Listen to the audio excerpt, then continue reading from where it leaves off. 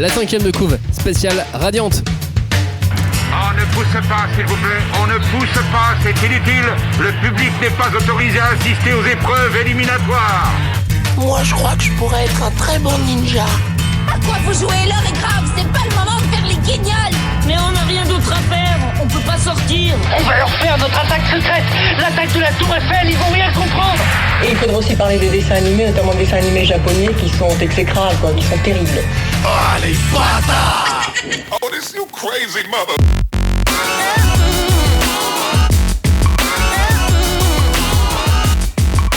Bonjour à tous, bonjour et bienvenue dans la 5ème de couve, l'émission de débat autour du manga. Cette fois-ci, on va parler de l'un des événements de cette rentrée en France, l'adaptation d'une œuvre française au Japon. Oui, il est question de Radiante, bien évidemment. Ainsi, une fois de plus, nous allons disséquer, dépecer, charcuter et aimer le manga et l'animé Radiante. L'un comme l'autre, que valent-ils et pourquoi ça vaudrait le détour? Radiante, on va en parler pendant 1 heure, même un peu plus, parce qu'on a plein de choses à dire, vous inquiétez pas. Première inquisitrice du royaume de la 5ème de couve, toujours prête à embrouiller Cagnard, c'est Julie. Bonjour Julie. Tu n'étais pas prête? Salut. Ça va? Mais bien sûr que si, je suis toujours prête. Je suis pas prêt. C'est ça, ouais, c'est ça. Tu pensais que j'allais parler pendant une demi-heure, c'est ça? Non, je pensais que tu allais commencer par Cagnard. Eh bien non. Je suis pas prêt non plus. Lui, sa sorcellerie n'étonne plus personne, son infection abjecte non plus, c'est Cagnard. Bonjour Cagnard. Bien ou bien? Bien, ça va et toi? Ou bien. Ok, très bien. On s'arrête là? Oui, ça me bien. paraît bien comme ça. On va s'arrêter sur les biens. Hashtag 5DC pour réagir. Réagissez sur les réseaux sociaux. Hashtag 5DC sur Twitter. Hashtag 5DC sur YouTube également. Pensez à mettre un petit pouce chaque fois quand vous regardez la vidéo. I like. Parce qu'on a moins de pouces que de lecture sur la vidéo. Alors du coup, chaque fois, tu sais, je suis déçu. Nos auditeurs sont exceptionnels. Mais non, mais pourquoi vous mettez pas un pouce à chaque fois? Allez, s'il vous plaît. Ils vont à l'essentiel. Et non, ils vont à l'essentiel. Ils sont pas là pour le YouTube game. Non, mais moi-même, je fais pas des pouces vers le haut à chaque fois que je regarde une vidéo, même si elle m'intéresse. Par contre, un petit pouce iTunes, ça fait plaisir à la famille aussi. C'est possible aussi, puis on peut continuer à discuter sur le groupe Facebook, hashtag 5DC, le groupe de débat autour du manga sur Facebook. De quoi on parle? On parle de Radiante. Radiante, c'est quoi? C'est l'histoire de Seth. Seth, c'est qui? C'est un sorcier infecté qui lutte contre l'Inquisition et les Némésis. Le fléau de ce monde, des êtres qui viennent de je ne sais où, des monstres qui détruisent et qui ravagent tout. Ainsi, le rôle des sorciers, c'est donc de lutter contre ces monstres, contre ces Némésis. Quelque chose à rajouter? Non, c'est plutôt complet. C'est bon, on reste sur ce pitch-là. Ouais, moi ça me Ok, va. on détaille pas. Radiante en quelques mots, c'est kiff ou c'est pas kiff? Moi c'est gros kiff. Gros kiff, Julie? On est un peu en mode touche pas à mon poste là. C'est kiff ou C'est pas vrai, kiff, ils non? font ça? Bon, ils doivent faire un truc comme ça. Ouais. Ils lèvent la main pour participer dans cette émission. Baisse cette main tout de suite. Julie, kiff ou pas kiff du tout, Radiante? Moyen kiff. Moyen kiff. Non, au début, j'ai mis tellement de temps à lire le premier volume. Faut expliquer que toi, tu n'étais pas fan, Ah non, ça t'a pas jamais du tout. attiré, tu Non. as lu Non. pour préparer cette émission. Exactement. Et ben là, j'en suis à ma 3e relecture. Donc tout va bien. Putain, T'as déjà lu le tome 1 3 commencé. fois? Oui. Le tome 1 dans lequel tu n'arrivais pas à Non, rentrer. mais j'ai lu jusqu'au tome... lequel j'ai pas relu, le tome 8. À partir du 8. Donc Non, les celui-là, autres, j'ai tu déjà... l'aimes pas trop, ouais. Ah non, si, c'est trop bien. Ouais. Il faut que je les relise. Ok, quelle vision vous aviez donc quelle vision toi tu avais avant de commencer Radiante? Bah, c'était un manga français. Ok, bon, c'est Pardon. Non, mais c'est... Voilà, enfin, ça le rire m'attirait veut pas. dire beaucoup de choses. Et en plus, c'est du shonen. Donc Pardon. c'était pas, enfin voilà, tu le sentais pas pour toi. Non, Quoi. voilà, moi j'étais pas... Cagnard, quelle vision tu avais ou tu as eu de Radiante? Bah écoute, moi j'étais pas du tout fermé au manga français à la base. Je suis un lecteur de Dreamland depuis très longtemps. C'est une série que j'adore. Et bah j'étais content de voir une nouvelle proposition des éditeurs sur du manga français. Il y avait City Hall qui était sorti 1 an avant, qui m'avait bien plu. Et du coup de voir qu'ils embrayaient tout de suite sur une deuxième série et qui avait l'air très bien, qui m'avait l'air un petit peu trop classique avant que je la lise, tu vois, à première vue comme ça. Mais en tout cas au niveau du dessin, je l'étais déjà convaincu. Donc moi avant que ça sorte, j'étais déjà parti pour les acheter. Oui, donc toi t'étais le mec acquis. Bah, moi je suis un peu nationaliste de ce côté-là. Je suis content quand des Français arrivent à faire des œuvres aussi bonnes. On va en reparler au niveau de l'anime. Au sommaire de cette émission, Radiante, l'animé ça donne quoi? On l'a vu, on s'est renseigné, on a revu, on a posé des questions, on s'est re-renseigné, on va tout vous dire. On va bien évidemment parler du manga et de l'humour du manga, probablement l'un des plus drôles en ce moment. Sans oublier l'aventure, le point de départ de Radiante, entre autres choses. Au milieu de l'émission, on fera un petit point sur les ventes manga du mois de septembre. Oui, ça n'a rien à voir avec Radiante, mais c'est un mois ou Radiant se porte très bien. Même si ce manga se vend aussi bien, ce n'est pas pour n'importe quelle raison. Des raisons à son succès, on va en trouver quelques-unes, ne vous inquiétez pas, vous pouvez compter sur nous. On finira même par nos moments préférés dans toute la série, dans tout le manga. Attention, il y aura même du spoiler à la toute fin. D'ailleurs, niveau spoil, comment ça se passe? Première partie de l'émission, là, les 20-25 premières minutes, on va parler des 2-3 premiers épisodes de l'animé et on va rentrer dans les détails sur quelque chose comme les 4 premiers tomes à peu près. Dans le reste de l'émission, on va analyser, donc forcément, on ira un petit peu plus loin, on parlera un peu plus du manga, mais on va pas dévoiler avec précision les points clés et leur déroulement du manga. On va parler des choses dans leur ensemble et pas dans la précision. Voilà pour Radiant, et on va parler de l'animé, qui est une démarche historique, qui est une première. C'est la première fois qu'un manga, qu'une BD, même française en fait, est adaptée au Japon, directement comme ça. Ouais, je pense, ouais. Enfin, j'ai pas d'autres exemples. Bah, en tout cas, en manga, c'est sûr que c'est la première fois et que c'est manga, historique. Ouais, c'est la première fois, ouais. Bah donc, bravo, déjà. Bah ouais, gros cocorico, forcément. On fait yippee-ki-yay. Historique parce que ça y est, les Japonais regardent en France pas que côté vente, mais aussi côté achat. Bah ouais, carrément, c'est la première fois, mine de rien, qu'il y a un manga français qui est adapté en animé. Et puis là, mine de rien, le laps de temps a été très court entre la sortie. Enfin, tu vois, moi j'ai l'impression que le tome 1 de Radiant en France c'est sorti il y a pas si longtemps que ça, quoi. Il y a combien de tomes? 2 tomes par an, hein. Il y a 2 tomes par an, je crois qu'ils frisent les 3 tomes maintenant. Bah alors non, juste tiens, d'ailleurs, petite info au passage. Le tome 11 qui devait sortir au mois de décembre va être reporté à février-mars, puisque Tony a dévoilé sur les réseaux sociaux qu'il n'avait pas réussi à rendre dans les temps son tome 11. Il avait raté la deadline, et que par conséquent, comme déjà il était sur le dernier office, alors c'est un peu complexe, sur le dernier office possible pour le mois de décembre. Ouais. Du coup ça va tout redécaler parce que voilà, toute la chaîne du livre ça implique beaucoup de monde, donc ça va être repoussé à février-mars. Bah on connaît ses limites maintenant, voilà, 3 tomes il peut pas les faire. Sauf que du coup comme là il va pouvoir enchaîner directement sur le tome 12, ça veut dire que 2019 il devrait y avoir 3 tomes. Ça sera fast. Non mais en vrai c'est déjà monstrueux hein, de fournir autant de tomes à l'année, c'est déjà monstrueux. On commence déjà à digresser. Ouais, pardon. C'est pas grave. Ouais, 5 tomes, tu trouves ça rapide? Bah, enfin, non, 5 tomes, 5 ans, en fait, pardon. je trouve ça rapide parce que, comme on l'a dit, c'est historique. C'est jamais arrivé que des Japonais se penchent sur la production française en termes de bouquins. Du coup, là, je trouve que ça allait très très vite. Je veux dire, l'annonce de l'acquisition, elle date de Angoulême dernier. C'est quand même hyper récent, tu vois. C'était il y a pas si longtemps que ça. Alors, dans les temps de production japonais, c'est sûrement rapide. Mais pour moi, j'ai l'impression que ça allait hyper vite, quoi.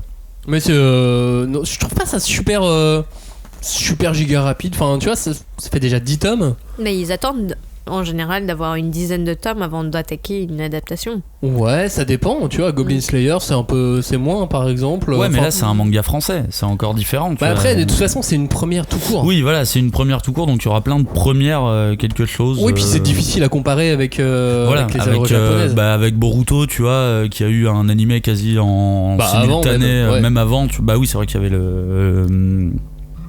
l'animé du film.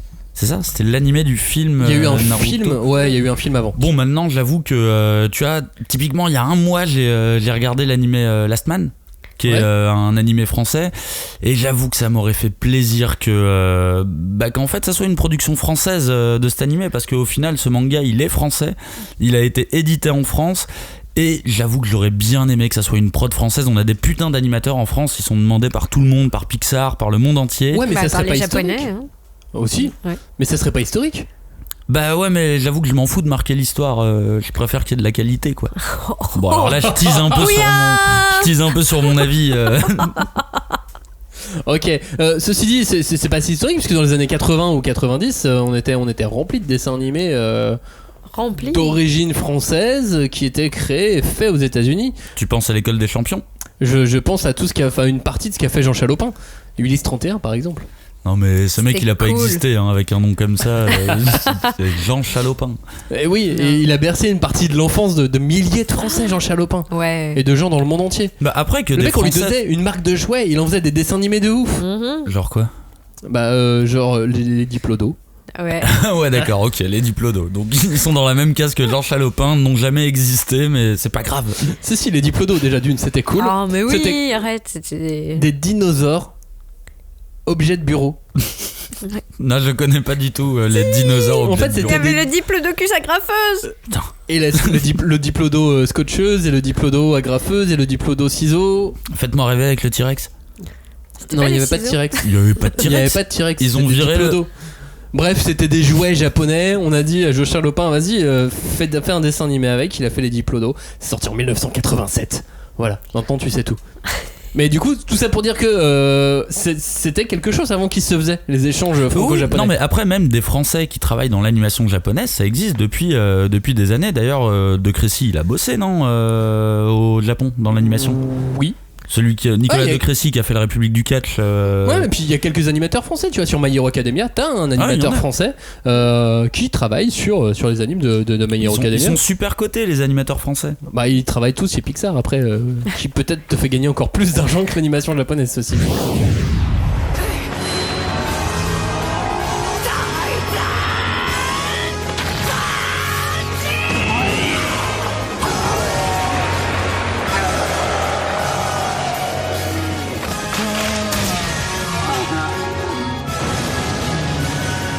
Pour la petite histoire sur Radiant, c'est le producteur qui a trouvé Radiant en librairie.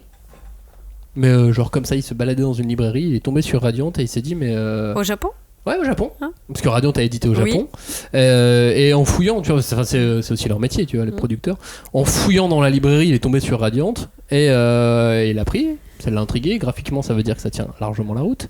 Et il a ressenti. Comment il dit ça ? Je dis j'ai ressenti les mêmes choses qu'en lisant Sangoku, qu'en lisant Dragon Ball, pardon. Ouais, bah c'est. Après, c'est une belle histoire, j'ai envie de dire. Ça rappelle celle du Transpersonnage, où le réalisateur il est tombé sur une version pirate du bouquin de la BD, le Transpersonnage, et c'est comme ça qu'il a entendu parler. Donc, comme quoi, même l'illégal peut avoir de bonnes vertus. Mais c'était légal là. Là, c'était légal en l'occurrence.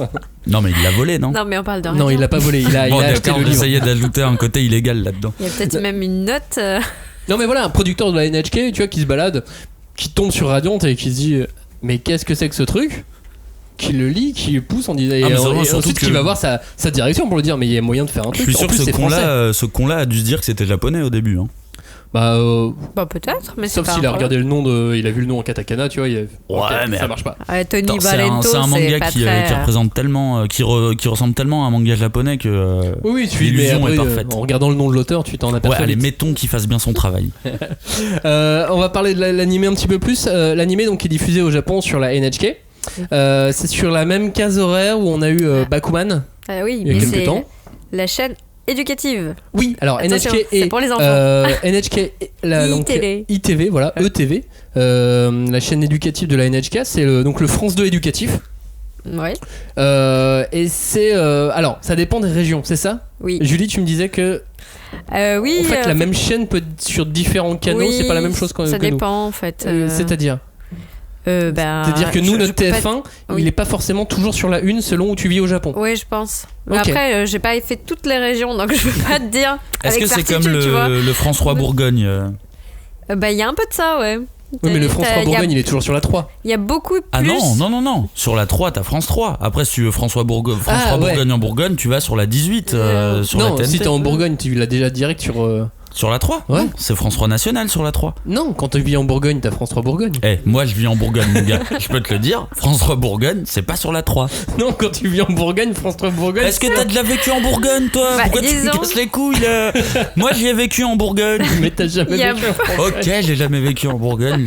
Tiens à beaucoup- m'excuser pour cet énorme. Surveille ton langage. Il y a beaucoup plus de télé locale, de radio locale, je Ok. pense. Donc, oui, c'est pas la même. Je sais pas comment on dit, nomenclature peut-être. Oui, c'est mais- ça, la même classe. Ouais, Bon, bref. ouais. Tout ça pour dire que c'est la chaîne nationale, la chaîne publique. C'est voilà, le France Télévisions japonais Mhm. qui diffuse et qui produit l'animé Radiant. C'est sur la même case horaire où on a pu trouver Bakuman, Rinne, Qualité. Log Horizon Qualité. et plus récemment Major Second. C'était la série juste avant. Ouais, mais le Major Second, baseball, c'est du non baseball. Ah Ouais. bon. Ouais, le Qualité, baseball qualité au sportive. Japon, c'est haut de gamme. Oui, Moi oui. j'ai jamais lu, j'avoue.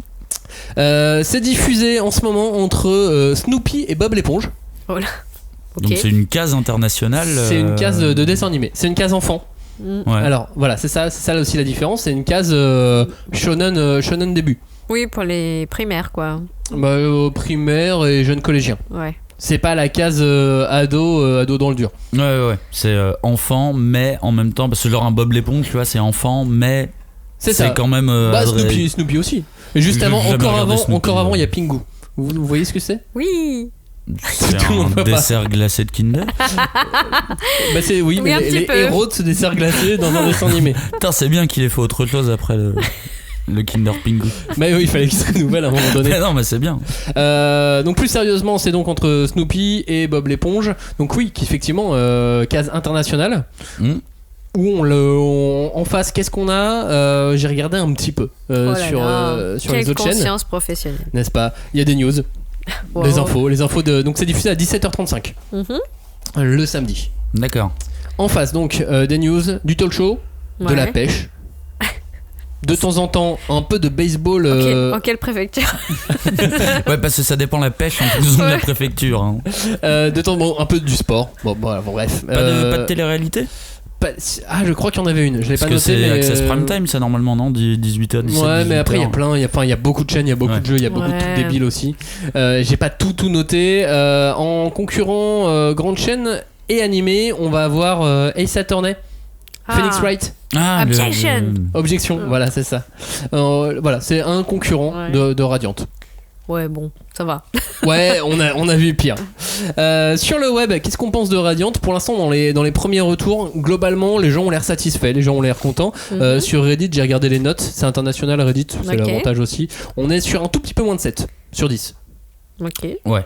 Bon, Ok. les gens sont contents. Parce que, non, mais en plus, sur Reddit, les notes, elles sont sévères. Hein. C'est très sévère quand même. Ça dépend des gens. Ça dépend des gens qui lancent ces discussions. Oui, c'est vrai en que fait. moi je regarde pour les films, pas forcément pour les animés. C'est très aléatoire sur Reddit. Mais voilà, ça donne en tout cas une. Bon, 7 sur 10. Ça donne un reflet d'une opinion ça internationale. te fait un 14 sur 20. Imagine-toi rentrer chez toi avec cette note. Voilà. Moi je suis content. Bon, techniquement ça va. Les critiques, quelles sont les critiques? J'ai fait un petit peu le tour sur Twitter notamment. Plutôt lent, plutôt gamin. Ça s'écarte du manga. C'est pas révolutionnaire. Ça, c'est les critiques que j'ai vu revenir le plus souvent. Ouais, ok. Bon, je sais pas, ça s'écarte du manga, oui et non en même temps. C'est pas révolutionnaire, bienvenue dans le monde du shonen. C'est gamin, ça je suis d'accord, mais en même temps, vu la case horaire que tu viens de donner, ça s'explique par. C'est la démarche de base. Donc oui et non. Voilà, dis-leur oui et non. Tu leur dis de ma part oui et non. Ok, ça marche. J'ai vu des gens aussi. J'ai vu une vidéo YouTube pour un mec où c'était la fin du monde. Oh là là. Cet animé était la fin du monde. Était vraiment nul. Ah ouais, non, mais okay. pour lui, je pense que tu ne peux pas être humain et faire cet animé. Ok, putain. Ah là, c'est triste sa vie. Pardon. Mais du coup, il doit y avoir des gens qui ont kiffé de ouf aussi. Il y a des gens qui ont kiffé de ouf. Les qualités que j'ai vues, c'est fun, cool, super aventure, trop marrant, trop rigolo, super engageant. Super engageant. C'est bien, on dirait un contrat d'assurance. C'est super engageant. Je signe. Donc voilà, ça c'est ceux qu'on signait justement pour Radiant. Ils ont signé, ils y vont. Des gens qui connaissaient pas le manga, enfin qu'on avait entendu parler, qui avaient été hypés par des amis, mais qui ont plus l'habitude de regarder des animés, donc qui avaient l'air plutôt contents. Et effectivement, non, j'ai vu des vidéos, et sachant que français, des trucs comme ça. Crunchyroll et ADN mettent le paquet dessus quand même. Hein. Ils l'annoncent, enfin Crunchyroll, mais les deux en fait, ils l'annoncent quand même en grande pompe, quoi. Ils comptent dessus. Ah, ils communiquent beaucoup dessus. Ouais. En même temps, en France, manga français. Oui, c'est le moment. Mais tu sais, dans leur grille de programmation qui est énorme, voilà, ils ont quand même confiance dans le produit. Non, mais clairement, effectivement. Ouais. Comment vous l'avez trouvé, toi, Julie? C'est quoi? C'est trop bien, trop lisse, trop quoi? C'est trop lisse. Non, mais c'est très joli, mais il y a une espèce de super marouflette shonen, tu vois, et donc on lui refait un peu le portrait, on le maquille bien. C'est quoi une marouflette? C'est pour faire pour bien mettre le papier peint, tu vois. On lui refait un petit peu le maquillage pour qu'il passe bien à la télé, et puis voilà. Donc, c'est normal de mettre du maquillage pour bien passer à la télé après. Tu lui as mis un vernis shonen. Voilà, un joli vernis shonen qui brille bien, qui attire l'œil. Non, c'est quoi qui t'a pas convaincu? L'univers, l'ambiance, le perso, c'est quoi? Moi je trouve que c'est un peu en décalage, quoi. Enfin, décalé avec le manga, tu trouves? Pardon? Tu le trouves décalé? Oui, par rapport au manga à ce qu'on voit dans le manga, c'est un petit peu, comment dire, fait de briques et de broc, c'est pas d'équerre. Et là, bon, bah. Trop propre. C'est vraiment, oh là là, ils sont tirés à 4 épingles, ils sont propres sur eux. Ouais, moi je le trouve un peu débile quand même. Alors peut-être pas autant, c'est sûr, mais. Et puis bon. Je trouve que c'était bien débile quand même. Il y a un autre truc qui m'a dérangé, mais c'est plus au niveau du langage aussi. C'est-à-dire le japonais? Ouais, en fait, les dialogues pour l'instant, c'est vraiment tout.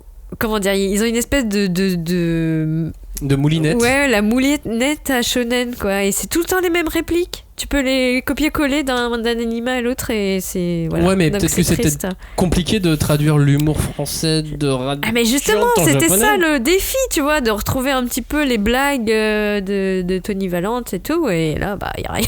Non, t'avais pas? Non, si, moi j'attendais. Parce que moi, quand je lis les sous-titres, après, je sais pas, j'ai lu le manga, donc peut-être que je me refabrique un film en même temps. Hein. Ah ouais, non, parce que quand t'écoutes que le japonais, c'est hyper standard. C'est. Genre, il y a une Muppet Show, quoi. Genre, c'est tout le temps les mêmes blagues. Tu caricatures ta propre langue, là, Julie, fais gaffe. Mais non, moi j'attendais beaucoup du français et bah, ça n'a pas été traduit en japonais. C'est ça. C'est Seto. C'est alors Radiant hein? Oui, Radiant. Il n'y a pas le T. Où est passé le T? Oui, mais si on avait fait le T en japonais, ça aurait fait quoi? Radianto? Radianto? Ouais. C'était plus propre, Radianto? Bah, c'est plus proche de Radiante. Non, ok, on peut faire un sondage si tu veux. Voilà, Radiant ou Radianto. Non, mais je sais pas, moi j'ai été gêné par quelques détails, mais dans l'ensemble, je sais pas, je trouve ça. C'est bien pour ce que ça doit être en fait. Je pars du principe que c'est un animé pour enfants, donc je m'attends pas. Enfin, pour enfants. J'exagère en plus. Pour pré-ado. Ouais, ado. Enfin, ce que c'est dans la même case qu'un Black Clover par exemple. Oh, oui, on pourrait le rapprocher d'un Black Clover. Ils crient tous autant. Alors dans Black Clover, ils crient encore plus. Mais voilà, je le mets dans cette case-là. Tu vois, en face par exemple, si je regarde les animés de l'automne, on va avoir quoi? On va avoir des choses bien différentes. Goblin Slayer qui est 1000 fois plus bourrin. Oui. C'est vraiment incomparable, pas le même public, tu vois. C'est pas le même public, donc ça peut pas se comparer. Enfin, si, ça peut. Bref. Bah, si, en vrai. Oui, en vrai. Mais voilà, c'est pas la même école. Moi, quand je me réincarne en slime, là, on est sur de la fantasy pure, de l'isekai. C'est pas la même école non plus. Il y a quand même beaucoup de fantasy. Mercstoria qui est toujours de la fantasy, mais je trouve Radiant, tu vois, mieux finalement. Inomaru Sumo, pas la même école non plus. Et Golden Wind, JoJo's, c'est vraiment pas la même école. Mais ça, c'est l'école du début, ça. Non, mais voilà, tout ça pour dire que je vois personne qui joue dans la même catégorie que Radiant. Non, et que bah forcément en tant que représentant de sa propre petite catégorie, bah, je le trouve très bien.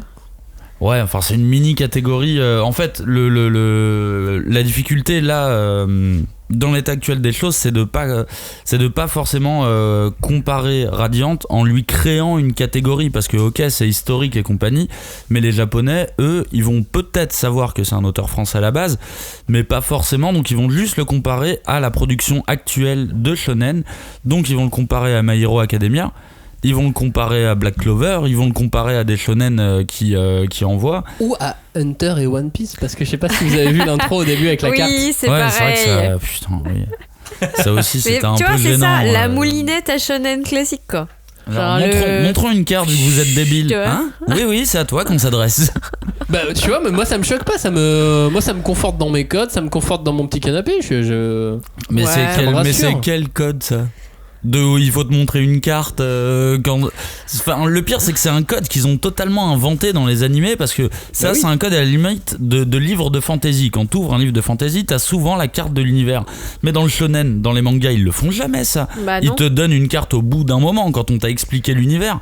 Là ils te donnent une carte qui, de toute façon, on s'en bat les couilles de cette carte vu qu'elle sera sûrement pas respectée par rapport au déroulé de l'animé, et c'est juste pour dire c'est un univers d'aventure. La carte elle est faite en parchemin, ça a aucun rapport. Dans One Piece ça colle, mais là dans Radiant ils ont tous du papier normal, tu vois, ils ont pas de parchemin. C'est des parchemins, ils ont des parchemins, les sorciers. Non mais là on dirait du papyrus, tu vois, c'est là, arrête, ça va, essaye pas de nous le foutre à une époque qui existe pas, tu vois.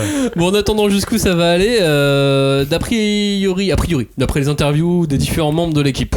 Yori donc de Tony de Tony.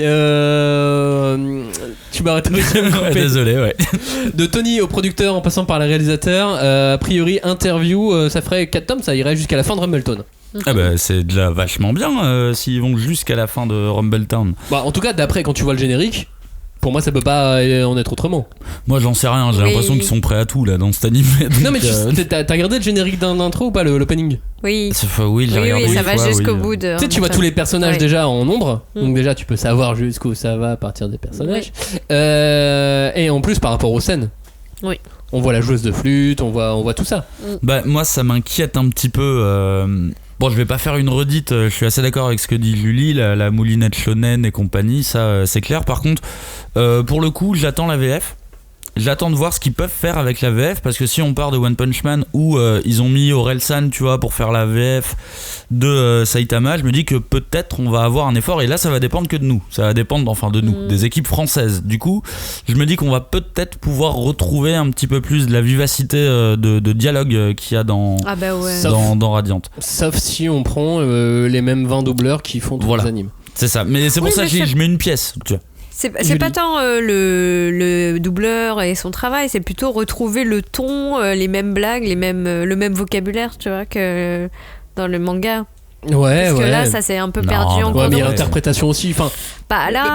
et là, pour le coup, par rapport à un Black Clover dont on parlait juste avant, les doublages, enfin les seiyuu sont beaucoup moins débutants que sur Black Clover, enfin que certains seiyuu, tu vois. Oui. La doubleuse qui s'occupe de Seth, c'est pas du tout une débutante. Ah non, mais ça je dis pas. C'est mais plutôt inquiétant du coup. Le pauvre. Non, ça c'est vous confondez dialogue et doubleur aussi. Non. On parlait des doubleurs là, non ? Ouais. Bah, c'est plutôt inquiétant. Le doublage. Moi je parle des dialogues. Moi oui, le doublage a fait son boulot. C'est insupportable. C'est un peu aigu, mais bon. Ouais. Je sais pas ce que vous leur trouvez d'insupportable. Non, moi j'ai rien dit. C'est plutôt en termes de doublage et de traduction, je trouve qu'il y a quand même une perte. Donc on s'en doutait un petit peu. Nous on en fait les frais d'habitude en passant du japonais au français, mais là tu dis français, repasser par la moulinette japonais et retrouver du français traduit, et j'ai l'impression que vous cherchez des galères là où il y en a. Non, mais moi je mets une petite pièce sur la VF pour que ça retrouve un petit peu le côté punch que j'aime bien. Ouais. Après, je vais quand même donner des avantages à cet animé. C'est que le chara design, je trouve qu'il est vachement bien respecté. Vraiment, les persos, je les vois s'animer, et ça, j'avoue que ça fait plaisir quand tu connais bien un manga de voir les persos dessinés comme ça. C'est vraiment cool. Ça m'inquiète un peu qu'ils aillent jusqu'à Rumbletown, parce que Rumbletown, c'est un arc où ça bouge énormément, et là, je suis pas vraiment convaincu par l'animation. Est-ce que je peux me permettre juste un petit détail, un camarade que vous avez déjà entendu dans cette émission une fois, qui s'appelle Bruno de la Cruz, expliquait que pour lui c'était une bonne nouvelle si l'animation était relativement lente là sur les 4, 5, 6 premiers épisodes, parce que ça veut dire qu'on a mis les meilleurs animateurs sur la fin de sur l'action de Rumbletown. Il y a une stratégie derrière. Par conséquent, ça va claquer sur Rumbletown. Voilà, tu peux continuer. Non, mais du coup, forcément, ça m'inquiète un peu, parce que là, voilà, je trouvais qu'ils avaient quelques galères quand même à faire animer tout le bordel. Mais après, moi, je pars d'un principe très simple que j'ai déjà répété plusieurs fois dans cette émission. Si ça peut faire connaître la série à des gens qui ne connaissent pas le manga, c'est tout bénef. C'est pas fait pour moi. De toute façon, moi, l'animation de shonen japonais, ça ne m'intéresse plus du tout. Donc on est trop vieux. Non, mais en vrai, je suis pas trop vieux pour lire des shonen, mais je suis trop vieux pour en regarder. Enfin, des shonen classiques, on va dire, des Black Clover, tu vois, que j'adore en manga. En shonen, ça passe pas. Seven Deadly Sins, idem. My Hero, idem. Je suis pas le public, et c'est pas grave. En soi, c'est pas grave. Si ça peut faire connaître la série, franchement, c'est tout bénef. Et on parle de Tommy ou pas ? Aïe. Je venais de dire des trucs positifs là, c'est ça qui est un petit peu relou. Ça y est. Non mais moi j'avais dit un truc positif juste avant, tu vois, ce fait que Julie, vas-y, dis un truc négatif. Que les meilleurs animateurs étaient déjà en train de travailler sur l'action de Rumbletown après. Et c'est Julie, plutôt une alors. bonne nouvelle. Et Julie, tu voulais parler de Tommy ou pas ? Vas-y, pourris-le. C'est que c'est vrai, ça fait un peu bizarre quoi. Il y a ce personnage un peu. Donc oui, Tommy ajouté. C'est un personnage rajouté, voilà. Rajouté complètement, mais même tous les persos du premier épisode, enfin les villageois, là on est en RPG. Les PNJ, pardon. sauf le marchand. Ouais, Le marchand, il est là avec sa femme. Et normalement, il reviendra plein de fois, tu vois. Normalement. Normalement. Normalement. Mais il y a un côté, oui, on a un peu arrondi les angles. Ah, on va mettre un petit personnage pour faire le relais. Bon, j'ai l'impression que ceci dit, ce Tommy il disparaît. Hein. À la fin, quand on voit l'épisode 3, il y a Seth de loin qui lui fait Salut, tu n'existes pas. Moi, ce qui me gêne, c'est que dans l'histoire à la base, il y a quand même un petit personnage d'enfant qui vient en aide, enfin, comment dire, qui est là pour aider Seth. Donc, ouais, à dans l'anime communiquer. Oui, non, dans le manga. Avec les villageois. Et c'est une petite fille qui l'aide à retrouver ses parents. Ah oui, qui sauve, mais elle passe, hein, elle passe par là. Mais non, il a pas tort. Elle a pas tort. Ils ont repris cette idée, mais ils l'ont un peu ils arrangé. Ils l'ont exploité, quoi. Ils l'ont. Voilà, sauce Au lieu shonen. que ça soit un passage, la petite fille est sauvée par Seth, il l'aide, il l'accompagne pour qu'elle retrouve ses parents. Ouais. Là, ils en ont vraiment fait un truc. Bon, moi, je reprends le mic parce que à un moment, Tommy, j'ose espérer que c'est pas une dédicace à Tony qu'ils ont fait, même si ça me paraît quand même très semblable comme nom. Moyen, il lui ressemble pas trop non plus. C'est une plaie, c'est vraiment une plaie, ça a aucun sens. Mais ça va, il disparaît de toute façon. Tu le sais pas encore. Tu le sais pas encore. À voir si c'est pas l'huile radiante même, tu vois. Non. Mais enfin, tu vois, ce perso est clos et tu te dis, ok, ça c'est pas une invention de Tony. Pourquoi ? Le chara-design n'y est pas, le ton n'y est pas, le caractère du perso n'y est pas, et le pire, mais c'est vraiment le pire, c'est son père.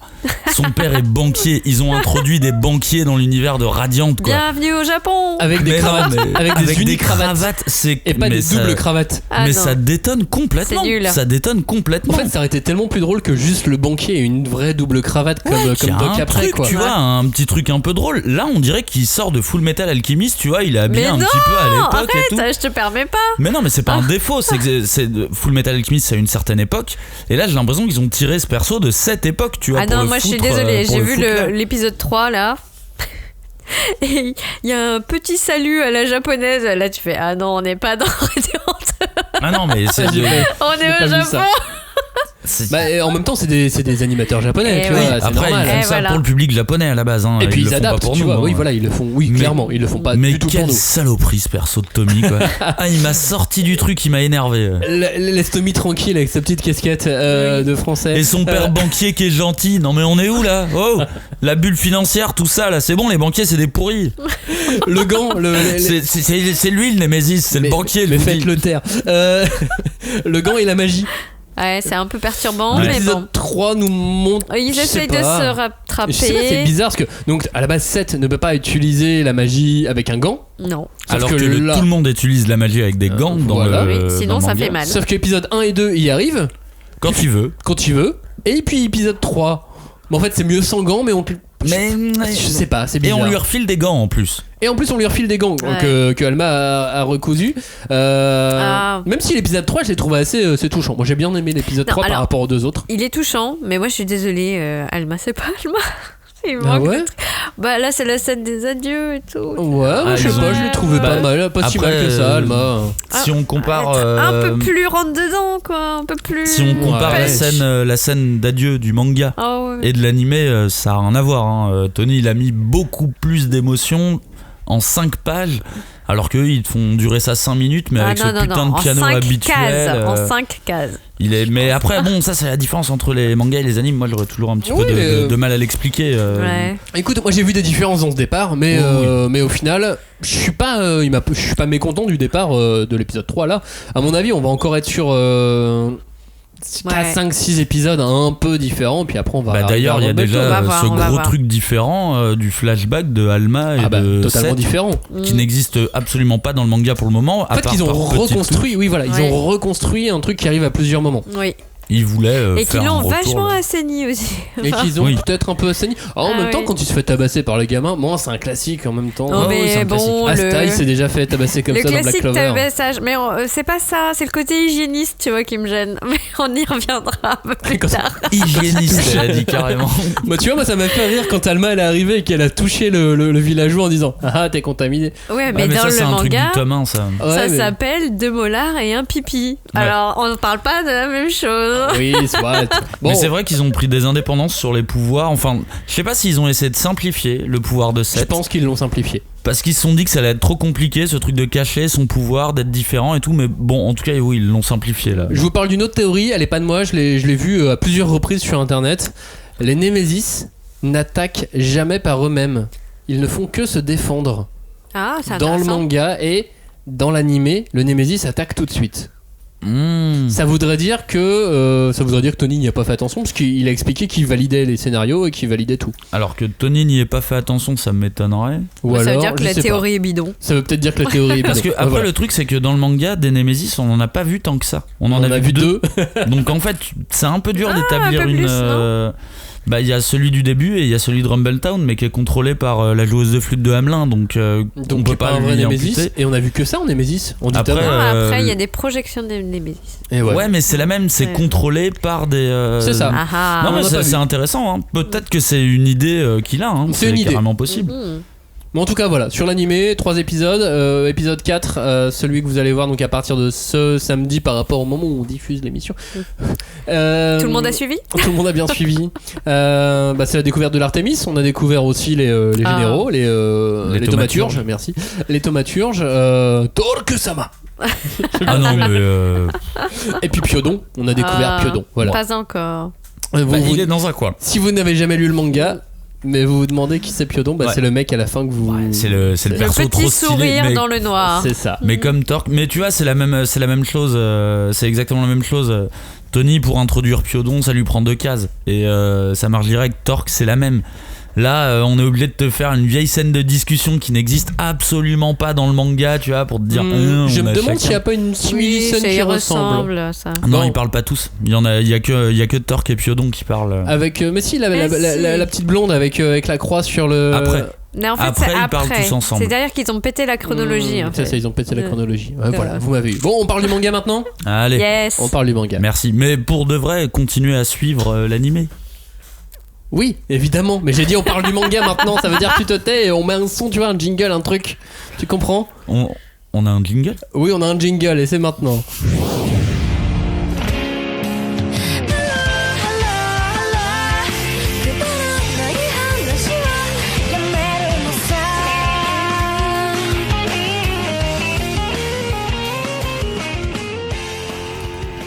Radiant, si ce manga a une spécificité, c'est son humour. On en a parlé, t'en as parlé, Julie, en début d'émission. C'est un humour peut-être très français. Français. Très spécifique, ouais. Un humour, oui, qui nous parle à nous. C'est des blagues avec des références. C'est les références de Tony Valente, l'auteur. C'est les références d'un Français qui a grandi en France. Bah, y a pas de filtre. Et qui a Pour pas, Oui, et qui en plus qui a pas de filtre. qui En hésite plus. pas à aller sur du pipi caca très direct et il a un truc de dialogue. Il a vraiment un truc de dialoguiste. Le ping-pong sont ouf. Les quiproquos sont ouf. Ouais, beaucoup de jeux de mots, beaucoup de jeux de mots. Alors je dis pas que les Japonais n'en font pas parce qu'ils ont un Mais parce qu'on art à sait eux pas en pour fait. ça. Mais Parce qu'il y a un filtre Ouais. d'habitude qui passe par un traducteur. Voilà. Oui, Et c'est vrai, qui, parfois en plus, même le filtre de l'édition, même En j'ai plus. envie de dire. Et là, fait que. t'as pas trop l'impression d'avoir ça. Donc, Mais c'est vrai que les dialogues dans Radiant, et j'avais lu une interview de Tony où il disait que l'une de ses sources premières c'était Kaamelott. Ouais. Bah en fait, tu te rends compte que ça se ressent vraiment dans le manga, dans le sens où c'est plein de scénettes, comme Kaamelott était des petites scénettes au début, où c'était un ping-pong incessant, mais pour qu'une scénette fonctionne, faut vraiment que les deux persos aient un très bon niveau de réplique. Souvent, je trouve que ça manque d'un côté ou de l'autre, mais là dans Radiant, en fait, ça marche à la perfection parce que les deux, à chaque fois, que ça soit Seth et Alma, Seth et n'importe qui, ça fonctionne très bien, quoi. Mais je sais pas si vous avez remarqué, sur les combats également, il y a des niveaux de dialogue et même de dialogue très bon, gestuels oui. qui sont très intéressants. Il y a du dialogue direct du coup qui donne, il y a du sous-dialogue de la vanne qui balance en même temps que son coup. Et il y a plein de sa trucs. déformation visuelle qui est aussi toujours ouf. Moi je pense au combat avec Torque. À chaque fois, tout le running gag du bisou. Non, c'est pas avec Torque. Pas avec Torque, Conrad. avec Conrad. Conrad, Merci. J'ai eu un choc là, genre quoi. Non, il est pas J'ai très raté drôle. Non, il y a pas de combat avec Torque. Bah, il y en a un, mais il est pas très drôle. Non. Et Seth est pas conscient, surtout. Oui. Donc il peut pas faire de blague. Non, je pensais à Conrad, pardon. Ouais, mais c'est quoi ce qui est marrant Et les moustaches. dans ce combat, c'est que les blagues sont limite plus intéressantes que le combat au bout d'un moment. Ah non, mais moi, au moment où il a volé ses moustaches, Ouais, et qui se les colle, qui se les colle sur lui et tout. moi ça m'a fait j'ai adoré ce moment. Je trouvais ça con. Alors, est-ce que, oui, j'ai envie de dire très français, j'ai envie de dire très empreint de. Tu me parlais de références, Cagnard, en préparant l'émission. Garoulfo, Lanfeust. En fait, il y a un côté très, parce que pour moi, l'humour vient principalement de Seth, même s'il peut venir d'autres persos qui ont des phases drôles. Pour moi, le plus drôle, ça reste Seth quand même. Et il a cet effet de tornade, vraiment, quand il arrive dans une ville. Ça me fait penser à Luffy dans One Piece, quand il débarque dans une ville. Bon, lui et son crew, mine de rien, c'est une vraie tornade. Il y a cette BD qui s'appelle Garoulfo, qui est publiée chez Delcourt, qui est scénarisée par Alain Hérol, où t'as exactement ce truc d'une grenouille qui devient un prince charmant qui débarque dans un château fort, et à la fin de l'album, le château fort il est en feu, alors que le Garoulfo, tout ce qu'il voulait c'était aider en fait à la base. Et t'as ce côté, la tornade, pas la tornade de Konoha, mais la tornade d'embrouille, tu vois. C'est vraiment la tornade d'emmerde, et Seth est une tornade d'emmerde. Bah, il en souffre même dans le tome 10 au final. Et il en souffre, et d'ailleurs c'est exactement comme Luffy dans One Piece. À chaque fois qu'ils se demandent où est Luffy, ils se disent ah bah c'est forcément là où ça pète, de toute façon y a là pas... où il y a le plus de bordel. Là où il y a le plus de bordel, il y aura Luffy, quoi. Et ça arrête pas à chaque fois. C'est vrai que Seth c'est un personnage vraiment particulier, c'est le personnage sur lequel repose le manga, là où t'as d'autres mangas qui vont se reposer sur un crew, sur une galaxie. Ouais. Là c'est Seth qui fait tout, c'est-à-dire qu'à un moment donné, si on nous dit on va plus voir Seth, on va voir que Mélie et Doc. Bah c'est bien aussi. C'est bien aussi. Je sais pas. C'est bien. Doc c'est bon, arrête. Doc, moi je trouve que c'est too much. Je trouve que c'est too much sur les jeux de mots, parce que c'est un running gag que j'ai bien aimé au tome 1. Et maintenant je l'ai trouvé, oui voilà, ça serait de la running gagitude, et ça peut me faire rigoler occasionnellement, mais c'est devenu trop automatique en fait pour que ça me fasse rire. Là où Seth, il trouve toujours un truc que j'attendais pas, quoi, vraiment. Mais je sais pas, moi sur Doc, bon, je me suis habitué déjà au fait qu'il foire tous les mots. Ouais. Et finalement j'attends le moment où Tony dans les dialogues de Doc, il va nous mettre une surenchère de conneries, d'une invention de mots encore plus débile qu'avant. Ah mais c'est un autre procédé d'humour, de toute façon moi j'y adhère moins, tu vois, mais on s'en fout en fait parce qu'il y a tellement d'humour différent dans Radiant. Il y a du pipi caca, moi j'aime pas ça, l'humour pipi caca, mais ça me fait rire en fait là dans Radiant, et il utilise tellement de degrés d'humour différents qu'il y a de l'humour d'action, il y a de l'humour de jeu de mots, il y a de l'humour de dialogue. En fait t'es limite obligé de trouver le manga drôle à un moment, quoi. Je vous propose un petit jeu si vous voulez pour mesurer la drôlitude de Radiant. Le drôlissimitude. La drôlissimitude. Nous on sera pas aussi drôle que Tony Valente. On peut tenter, mais ça marchera pas. Ouais. Dragon Ball Super, c'est plus ou c'est moins drôle? Moins drôle? Moins, ouais. Oh, ouais, je veux une petite vanne sympa dans Dragon Ball Super. Oui, il y en a, mais t'as dit moins ou plus, t'as pas dit moins ou plus. One Punch Man, c'est plus ou c'est moins drôle? Ah, c'est dur. Ah, il y a baston, hein. Il y a baston. C'est pas le même humour, mais. Allez, je vais dire moins, quand même. Si, parce qu'il y a toujours le côté un peu, tu vois, la banalitude qui rentre dans le jeu, dans le game. Mais One Punch Man, il y a baston quand même. Oh ouais, c'est proche. Je dis juste, c'est pas le même humour, oui, forcément. My Hero Academia. Bon, pas du tout. Oui, enfin, Radiant est plus drôle. Ah bah je me souviens pas que My Hero est drôle. Oh si, il y a des fois il y a des petits moments sympas, mais bon, c'est pas drôle pareil. Oui, bah comme dans ta vie aussi, et pourtant tu trouves pas ta vie drôle, tu vois. Voilà, c'est super drôle, mec. One Piece. Là il y a baston. Ouais. Là il y a baston. Il y a baston ou il y a basta? Il y a la basta, il y a baston, ouais, il y a tout. Je vais quand même mettre Radiant devant. Ah ouais, moi je mettrais quand même One Piece devant. Julie? Plutôt One Piece, plutôt Radiant? Ouais, non mais moi One Piece, je suis larguée. Oui, mais l'humour, c'est l'humour. Ah, je sais pas. Okay, non, mais je préfère Radiant. Ça va. Allez, je les mets à niveau et je préfère Radiant. Je les mets à égalité. Là, normalement, tout le monde devrait être d'accord. Promise Neverland, c'est plus ou c'est moins drôle? C'est beaucoup plus drôle. Vendre autant de bouquins avec un scénar comme ça, c'est une vraie blague, hein, ce manga. C'est une révélation de l'humour. Non, Radiant est beaucoup plus drôle. Il y a absolument aucune. Enfin, si. Des fois, il y a des petits moments de sourire dans Promise Neverland, mais c'est plus dramatique qu'autre chose. Fairy Tail, plus ou moins drôle? Fairy Tail est beaucoup moins drôle. Ah ouais, je trouve il y a du. C'est je trouve absurde. ça drôle, oui. Ouais, mais c'est pas le bon. même humour non plus, mais effectivement, je trouve ça drôle aussi. Black Torch. Attends, c'est c'est drôle, dur. Black Torch. Bah, Black Torch, il y a des moments où il est complètement con avec le chat. Il y a des vrais échanges très sympas. Mais je me souviens qu'il se prend Ouais. des torgnoles, mais bon. Ouais, mais- Ah ouais, tu vois, moi je trouve que moins. les échanges avec le chat dans Black Torch, tu vois, je les trouve sur un niveau équivalent. Attaque des Titans. Eh ben, tu sais quoi, sur Humour. l'attaque des Titans, moi je mets un niveau, je mets une pièce, tu vois, sur l'attaque des Titans, parce que je reviens encore et toujours avec le chapitre supplémentaire qui est à la fin de chaque tome, celui où il te raconte la fausse oui. histoire de ce qui va se Les passer. previews. Et ça, c'est du pur génie de l'humour. Ça mais prouve le que mec a l'auteur. besoin d'avoir une soupape, c'est surtout ça. Bah oui, c'est le principe de l'humour d'avoir une soupape. C'est comme ça. Mais je les mets au même niveau, tiens. Ok, Ouais. même si du coup les. Ouais, non, elles sont quand les- même what the fuck. Il fait pas des si, il fait des chapitres. Non, il fait pas de chapitres de Phantom, Tony. Sur Radiant. Non, il fait des Non. bonus. Il fait des bonus, il y a Ouais, des il bonus fait des super bonus. intéressants. Ouais. Il y a des Oui. questions et des réponses super intéressantes. Alors des fois il se moque un petit peu des Oh gens. oui, il De la lui joue Oda, aussi. il la Oui. joue Oda. C'est clairement. Où est-ce que j'en suis? L'attaque des Titans, on l'a fait. Dr Stone. Je trouve pas ce manga drôle du Ah tout. ouais Ouais, moi non plus. J'ai Ah, moi je pas le trouve vu. super drôle de Dr Stone. Super drôle. Bah ouais. Non, mais il y a des persos. Non mais moi je rigole vraiment. Ah mais ouais. genre par rapport à One Piece, tu le mets devant ou derrière? Alors, un petit peu derrière, oui évidemment, mais. Ah bah voilà.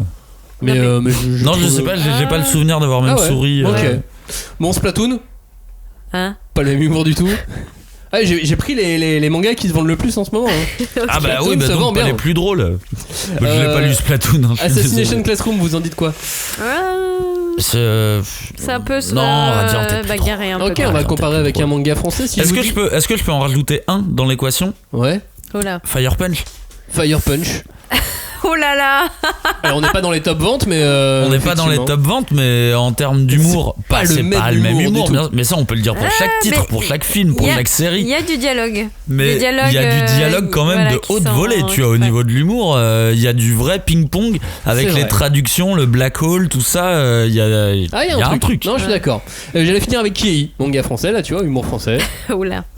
Bah, qui est drôle. Moi, je le trouve pas drôle, mais par contre, ces vidéos, je les trouve plutôt drôles. Du coup, c'est. Les vidéos du rire jaune. Donc, du coup, c'est. Réponds, Julie. Bon, moi je me souviens pas trop du rire jaune, donc je dirais Bah, que disons Radiant que- est plus drôle. Mais bon. Disons que le manga, je le trouve absolument pas aussi drôle que Radiant. Par contre, sa chaîne, je la trouve plutôt drôle. Il a un côté un petit peu banlieue que je trouve marrant. Et d'ailleurs, je trouve que c'est une des caractéristiques qui fait que Seth est drôle. C'est qu'il parle vraiment pas comme un Jones normal, mais il parle vraiment comme un personnage de banlieusard, je trouve. Ah ouais? On dirait vraiment un perso de banlieue qui est balancé dans un univers de fantasy, et je trouve ça hyper drôle. Ah bon? Bon, il a un côté vraiment. Bah, lui-même il est banlieusard. Bah, techniquement, Ouais. oui. Bah, en fait, non, on Bah, sait pas, il est de nulle part. Ouais, on sait pas. Oui, trop. en vrai, on sait Mais pas les vraiment Pompo d'où. Hills, ils ont pas l'air d'être, tu vois, genre le truc. Bah, tu vois, plus que banlieue, moi j'aurais dit bouseux. Bah non, parce que tu vois. Enfin, je sais pas. dans le manga, on se moque Ouais, de lui c'est quand un il peu parle des la Pompo campagne. Hills, quoi. Ouais. Oui, des Pompo Hills, mais c'est sa ville d'origine, mais la manière dont il parle, c'est du langage très banlieue. Je trouve quand Ah. il dit je te kick, tu vois, c'est pas la campagne que tu vas entendre je te kick, tu vois, c'est Bah, pas. Depuis quand t'es pas allé à la campagne? Bah, depuis un bon moment, ouais, c'est vrai, ouais. Je sais pas si on peut entendre je te kick à la. Si, je pense qu'on peut entendre je te Non, mais kick un peu il a partout. vraiment Mais je vois un ce que champ tu veux dire. lexical très. Et il y a ce truc du concours de vannes, quoi. Il passe son temps à faire un concours de vannes, t'as l'impression qu'il ne veut pas lâcher la dernière vanne. Ouais. Et ça rappelle vraiment, tu vois, l'ambiance qu'il y a en bas d'une tour avec les 5-6 mecs qui sont là en train de se vanner les uns les autres, tu vois. J'allais dire personne le prend mal, ça dépend des fois. Mais en vrai, il y a cette ambiance que je retrouve vraiment dans les combats de Radiant. Bah, moi, ce que je lui trouve plus que banlieusard, c'est un côté universel à Seth. C'est-à-dire Ah. que on est beaucoup, je trouve que à plusieurs âges, plusieurs générations, plusieurs origines sociales, je trouve qu'on est nombreux à pouvoir se Projeter, reconnaître ouais. et se projeter dans Seth à un moment ou un autre de l'aventure. Bah, c'est sûrement parce que la banlieue c'est universel en soi. La banlieue t'en trouves partout dans tous les pays, et même en campagne. Moi j'ai toujours été persuadé que les campagnes bien profondes, ça se rapprochait aussi de la banlieue. Ah bah bien plus que La banlieue Ouais. c'est l'exclusion, la campagne c'est l'intramuros, aussi à l'exclusion, tu vois. Ah ouais, non, clairement. Il y a un truc, de toute façon, la banlieue, ça existe depuis la nuit des temps. Oui. Genre depuis l'époque, Ouais. depuis l'Empire romain, ça existe. C'est là où il y a des sorcières. Ouais, non mais en Empire romain, c'est à l'Empire romain qu'on a créé le mot Oui. ghetto, tu vois. Ouais. Donc forcément, oui, la banlieue ça existe depuis toujours. Et j'ai ce sentiment-là, j'ai aucune preuve que ça soit le cas, mais j'ai l'impression que Seth, c'est un peu un personnage qui porte une image de la banlieue avec lui, une image assez positive, un message positif, un vrai état d'esprit du vivre ensemble. Et ça, c'est un message de banlieusard, le vivre ensemble, enfin qui est vraiment issu de la banlieue. Et je sais pas, c'est un truc que je ressens. Comme je dis, je peux pas vraiment le justifier si ce n'est par des impressions que je peux avoir. Non, mais c'est un ressenti Et en plus, c'est un manga qui parle beaucoup d'exclusion, tu vois. Je trouve qu'il y a des rapports. Il y a quand même des thèmes sujets. vraiment qui sont abordés frontalement concernant l'identité, l'immigration et qu'on l'exclusion. trouve pas. Et on les trouve pas ailleurs. Ouais. Mais comment tu veux trouver de toute façon Comment tu veux trouver ces thèmes dans des mangas japonais, puisque ils vivent pas les mêmes choses que nous en France. Enfin, là, pour le les coup, pays sont différents, tu vois. Bah en fait l'exclusion c'est une thématique hyper connue qui est abordée dans plein de shonen, Et que ce plein soit de les séries loupards, américaines aussi, oui voilà, les loupards qui se sentent exclus, tu vois, enfin GTO, les laissés pour compte, Slam Dunk, tu vois, enfin il y a ça très souvent dans les. Ouais, mais GTO c'était il y a longtemps maintenant, c'était il y a 20 ans. Mais c'est pas grave, il fait une série encore maintenant. C'est GTO quoi, 14 Days Paradise Lost X Continue. Arrêtez de tracher de cracher sur tout le monde. Ah non. Radiante. Oui. S'il y a une chose en plus de l'humour, c'est l'aventure. Radiante, c'est de l'aventure pure et dure, comme la vraie aventure. Il n'y a pas d'artifice, ça y est, il part à l'aventure. Non, il part à l'aventure. Ouais. Là, on vraiment. le voit dans l'animé. Justement, c'est le vrai début de son aventure. C'est le départ. À la fin de l'épisode 3, c'est le départ. Et c'est la vraie aventure, comme dans les RPG, comme dans les Neketsu. C'est le vrai de vrai. C'est quoi. l'appel à l'aventure Ouais. avec la carte, le parchemin qui va Ouais, te c'est montrer quel est le. C'est l'univers. Jack London, tu vois. Par contre, il y a un truc au ce niveau de l'aventure. Je trouve que en comparaison d'autres shonen, il bouge pas beaucoup, Seth en fait. Il a pas fait, tu vois, arrivé au tome 10 de Dreamland, il avait déjà parcouru plusieurs royaumes. Arrivé au tome 10 de One Piece, il avait déjà parcouru. Ah ouais, bon mais dans Naruto, c'est pas Ouais, l'exploration, la thématique. Dans One Piece, ça l'est. Dans Dreamland, ça l'est. Ouais, c'est vrai. Pour un manga d'aventure, il a fait 3 endroits. Il a fait les Pompo Hills, Rumble Town et. L'Artemis. Et non, mais les ouais, mais chevaliers, l'Artémis, il y passe pas, le pays de Merlin. Le pays de Merlin. Mais c'est pas grave, hein, ça prend son temps. Ça Et prend là, son temps ouais. dans les univers. Bah ça prend son temps, moi c'est bien. Bah ouais, mais après quand tu vois la carte, la taille de la carte, tu fais mais combien il a de Il y tomes a la du Tony. boulot Ouais, c'est ça. là. Non mais alors attention, c'est absolument pas un reproche. C'est vraiment juste quelque chose que je me disais comme ça. C'est en fait à chaque endroit, il passe quand même pas mal de temps. Il reste 4 ou ouais, peut-être pas 4 ou 5 tomes, mais 3 ou 4 tomes en tout cas. Mais en tout cas, c'est agréable quand tu lis Radiant de maîtriser, de comprendre, tu sais, de voir toutes les inspirations, de voir qu'on est sur le vrai shonen à l'ancienne. Ce que disait le producteur, tu sais, quand il l'a lu. Oui. Voilà, moi j'ai découvert un shonen à l'ancienne. Bah c'est aussi ça, Radiant, même s'il y a un côté français avec tous les petits apports et tous les petits côtés français qu'on peut y voir, c'est un vrai shonen à l'ancienne. C'est un vrai shonen classique, lambda, qui va tout droit quoi. Ah, je suis pas sûre, hein. Moi, j'ai des réserves là-dessus, mais. Bah à l'ancienne, je sais pas. Moi, je note vraiment 7. Il y a un truc qui m'a marqué, c'est un peu. Pour moi, 7, c'est un peu l'équivalent de Naruto. C'est ce qu'ils disent dans Naruto, le vrai shinobi, c'est celui qui endure. 7, c'est la même chose. 7, franchement, il est pas. En vrai, il est pas spécialement fort, mais putain, il endure. Il prend pour encaisse. tout le monde, quoi. Bah comme Gon, hein. Dans Ouais, Hunter non, mais x Hunter. moi j'aime bien les persos, et d'ailleurs Luffy aussi, c'est Oui. un perso qui endure. Il prend les coups vraiment et il les subit quoi. C'est Bon, peut-être ça le meilleur côté d'un personnage de C'est Neketsu, peut-être ça. c'est le fait de pouvoir encaisser autant de coups. Bon, et une quantité d'énergie Fantasia illimitée aussi, qui peut aider à être un personnage fort. Qui le rapproche de Naruto en sens par Qui le rapport rapproche, ouais. au renard et au chakra. Oui, un peu c'est ça. illimité. Mais j'aime bien ce truc du personnage qui endure, tu vois. Mais c'est vrai que moi je vois le schéma assez simple, assez direct, tu vois, classique et efficace, tu vois, un mi-chemin entre les aventures occidentales, les récits mythologiques et le shonen Neketsu. Tu vois, je vois vraiment un juste milieu. Bah, il a bien tout digéré, Ouais. toutes les influences Il y a que un nous bon, on connaît en Occident, et puis ce qu'il a lu, de tout ce que nous on a lu, tout ce qui est Dragon Ball, Non, puis Hunter, j'imagine, ouais. Rumbleton aussi est un bel exemple de ça, tu vois. Ah bah il y a et un... One Piece, évidemment. Ouais, en fait, c'est marrant parce que tu vois, je te dis qu'il reste longtemps sur un cycle. Je parle de Rumbletown et du village de Merlin, mais en fait, ça te permet aussi de t'approprier l'univers de manière hyper rapide parce que tu vois la ville dont il parle. Alors en plus, les pages couleurs, ça t'aide pas mal, mais t'es dedans, tu vois, t'es vraiment dans la ville.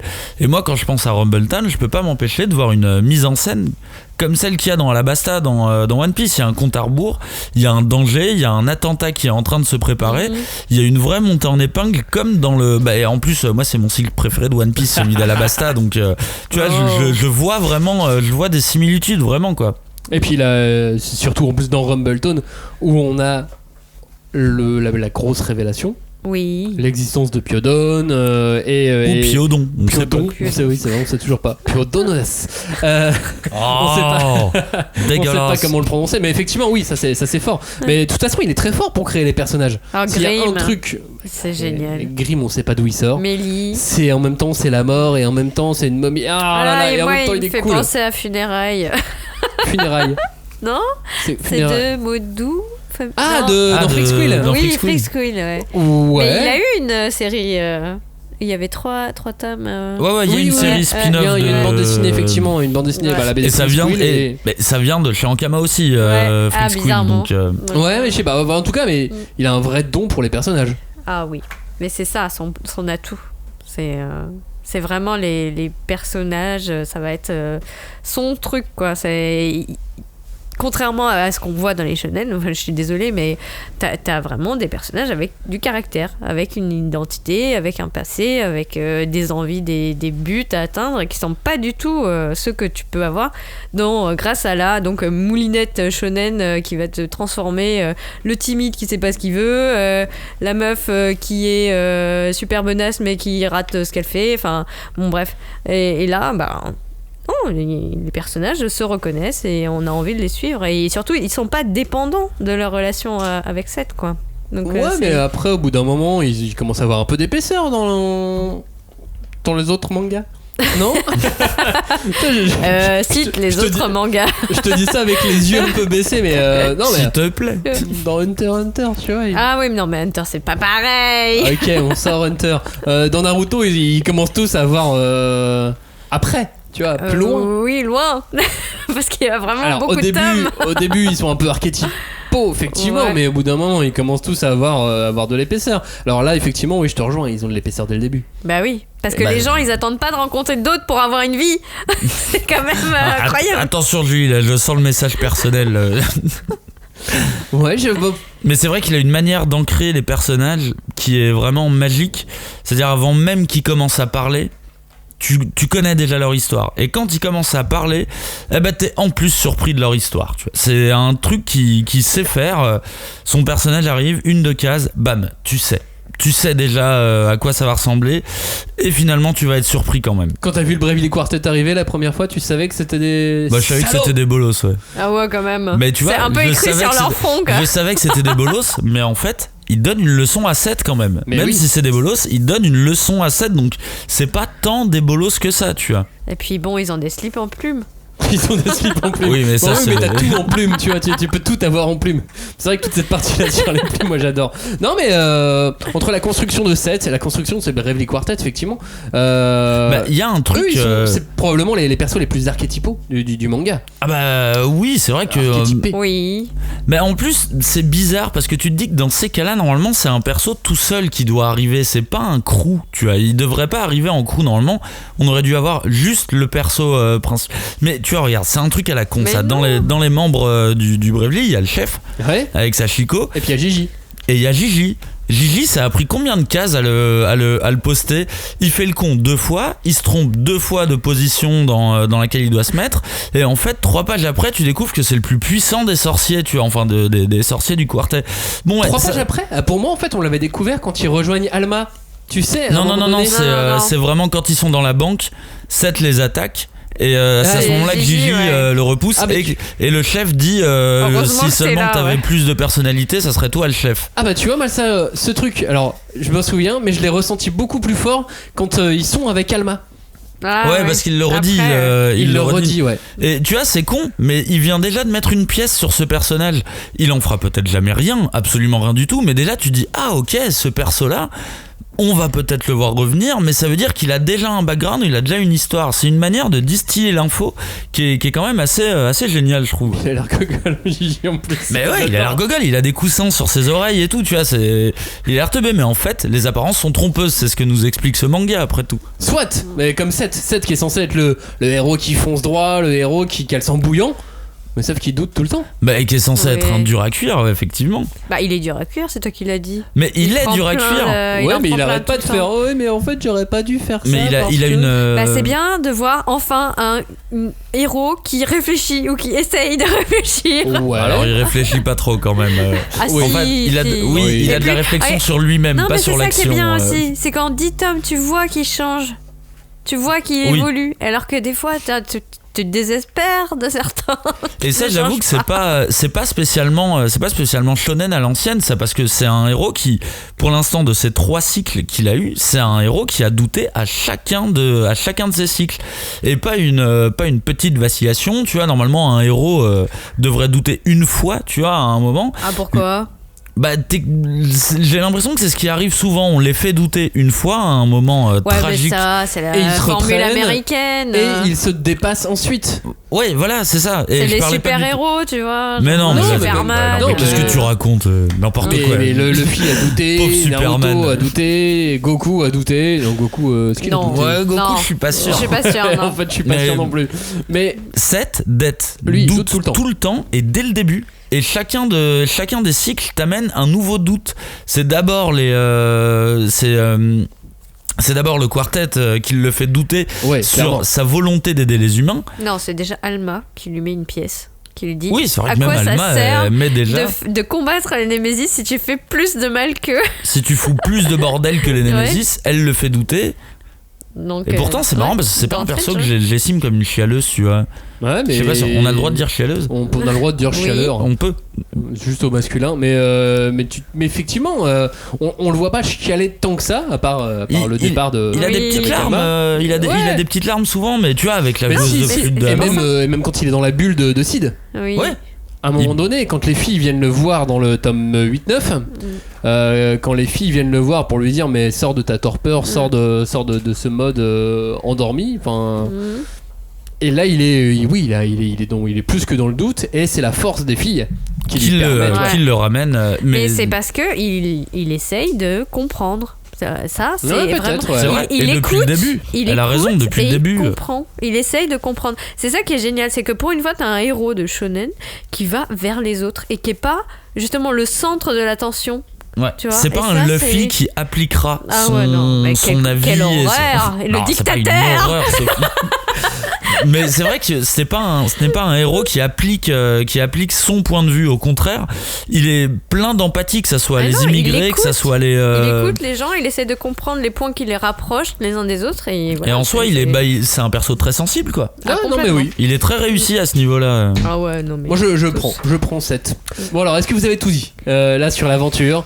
Sur l'humour. Moi, il me reste un petit élément que j'aime bien avec Seth, mais je suis pas encore sûr de moi. C'est qu'on dit souvent que le héros de shonen est très pur. Tu vois, il est très pur, très franc, très honnête, très. Seth, je trouve qu'il a un petit côté. Il est pas forcément complètement perdu dans son histoire. Il cache des trucs au lecteur. Qui dit après, tu vois, mais il y a plein de petits éléments que j'aime bien comme ça, comme la gourde tout au début du tome 1, où il dit il faut pas que j'oublie ma gourde, et bon, tu connais pas l'histoire, tu sais pas vraiment à quoi va servir cette gourde, mais en fait tu te rends compte que c'est un subterfuge derrière, et c'est un héros qui cache un peu, je trouve. J'aime bien ça, j'aime bien le fait que c'est pas comme un RN qui est complètement paumé. Non, elle sert à rien, mais c'est ça que j'aime bien, c'est que tu sais que c'est un perso qui peut être filou aussi. Okay, il peut l'être et oui, mais enfin en fait c'est pas tant qu'il est filou, c'est qu'il a une cohérence. Je sais pas. Ouais, c'est qu'il Oui, maîtrise. après, c'est une cohérence de création de Ouais. personnage. Ouais, puis lui, mais je trouve ça bien. Il maîtrise Tu vois, ce qui se passe, il a pas l'air complètement paumé quand on lui parle de Piodon, quand on lui demande s'il a un frère. Il réagit Non, et même pas avec forcément. Triton, etc. Mais t'as l'impression qu'il, forcément, vu qu'il a un trou de mémoire en plus, j'imagine qu'il part du principe que tout est possible de ce qu'on peut lui raconter. Mais il y a un truc de, je me dis, peut-être qu'il nous réserve encore des petits secrets qu'il nous a pas dit, tu vois. On continue cette discussion dans un instant. On avait promis de faire un petit point sur les ventes du mois. Faut qu'on casse ça dans une émission. Allez. On parle trop dans toutes les émissions, mais il faut bien qu'on la mette quelque part, à un moment ou à un autre, ce petit point sur les ventes. Vous m'écoutez, vous êtes prêts? Vous m'interrompez à tout moment? Ça marche. Bon, oui, si tu veux. Très bien. Meilleur lancement, meilleure vente de nouveaux tomes d'un tome 1 du mois de septembre. Goblin Slayer. Ok. On en a parlé dans l'émission sur la rentrée. Oui, je l'ai Très toujours pas lu. brièvement. C'est vrai? Pardon. Non, pas encore. On me l'a passé aujourd'hui. Oh. Non, c'est un mensonge, on me l'a pas passé. Mais bon. Arrêtez d'écouter Cagnard. Goblin Slayer, c'est le meilleur lancement du mois de septembre devant Dragon Quest, alors qu'il est sorti fin août. Donc du coup, voilà, tout autre fin aut. Je l'ai remonté un petit peu. Donc Dragon Quest, l'emblème, c'est pas Emblem of Roto, l'héritier de l'emblème. Kingdom, troisième meilleur lancement évidemment. Eh ben. Le tant attendu Kingdom. Noise, dont on a parlé également dans l'émission de rentrée. Putain, il se place haut quand même. Hein. Quatrième meilleur tome 1 du mois de septembre. Et puis Hut Ellie, un shoujo. Cinquième meilleur lancement qui est sorti tout fin août aussi également. C'est bien. C'est très qui bien. Chez Kana. Hot Ellie. Ellie, ils ont même fait une petite campagne de com. Ah, c'était ça, d'accord. Avec il y a un compte Twitter où c'est l'héros, enfin, oui, qui Ellie. sont les paroles qui est le compte de Ellie, et c'est les paroles de Ellie et elle tweet un petit peu sa vie C'est qui se rigolo. recoupe avec le manga. Mais voilà, oui, c'est rigolo, c'est bien fait. J'aime bien. Bon, c'est étonnant et c'est rare que des shoujo se placent après sur un mois. Oui. Ah bah oui, c'est clair. Bref. Meilleure vente tout court. Allez, on commence par la 5ème.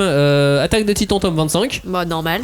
Ouais, trop bien. Promise Neverland tome 3. Ouf. On s'en fout. Boruto J'ai pas tome lu. 5. On s'en fout. One Punch Man tome 12. Carrément. My Hero tome 15. Carrément. Voilà, ça c'est le top 5 des ventes. Meilleur manga français. Eh ben, de quoi on parle aujourd'hui? Radiant. Tome 10. Radianto. Radiant tome 10. Meilleur manga français en vente sur ce mois de septembre. Ouais, Enfin, sur bravo, le mois de bravo. septembre passé. Qu'est-ce qu'on a d'autre? Premier seinen. Bah, Goblin Slayer, forcément. Goblin ok. Slayer, meilleur lancement, meilleur seinen. Juste devant Origin et Fire Punch, si on ne compte pas Tokyo Ghoul, parce que Tokyo Ghoul c'est un peu bâtard. Ouais. Premier shoujo, c'est LDK. Un Ouais. shoujo qui en est au tome 23 chez Pika, qui est devant Hut Ellie. Voilà, donc LDK qui cartonne toujours autant. Puis en ratio qualité-vente, le plus décevant, ça serait Fool's Paradise. Ah, Bah ça c'est à notre goût personnel. Oui, mais c'est ça. C'est-à-dire que c'est un jugement totalement subjectif. bah, ça aurait été bien d'avoir un peu de Fool's Paradise. Bah ouais, mais voilà. En tout cas, par rapport à ce qu'on imaginait au potentiel d'un manga, d'un thriller comme Fool's Paradise, on trouve qu'il s'est pas assez vendu.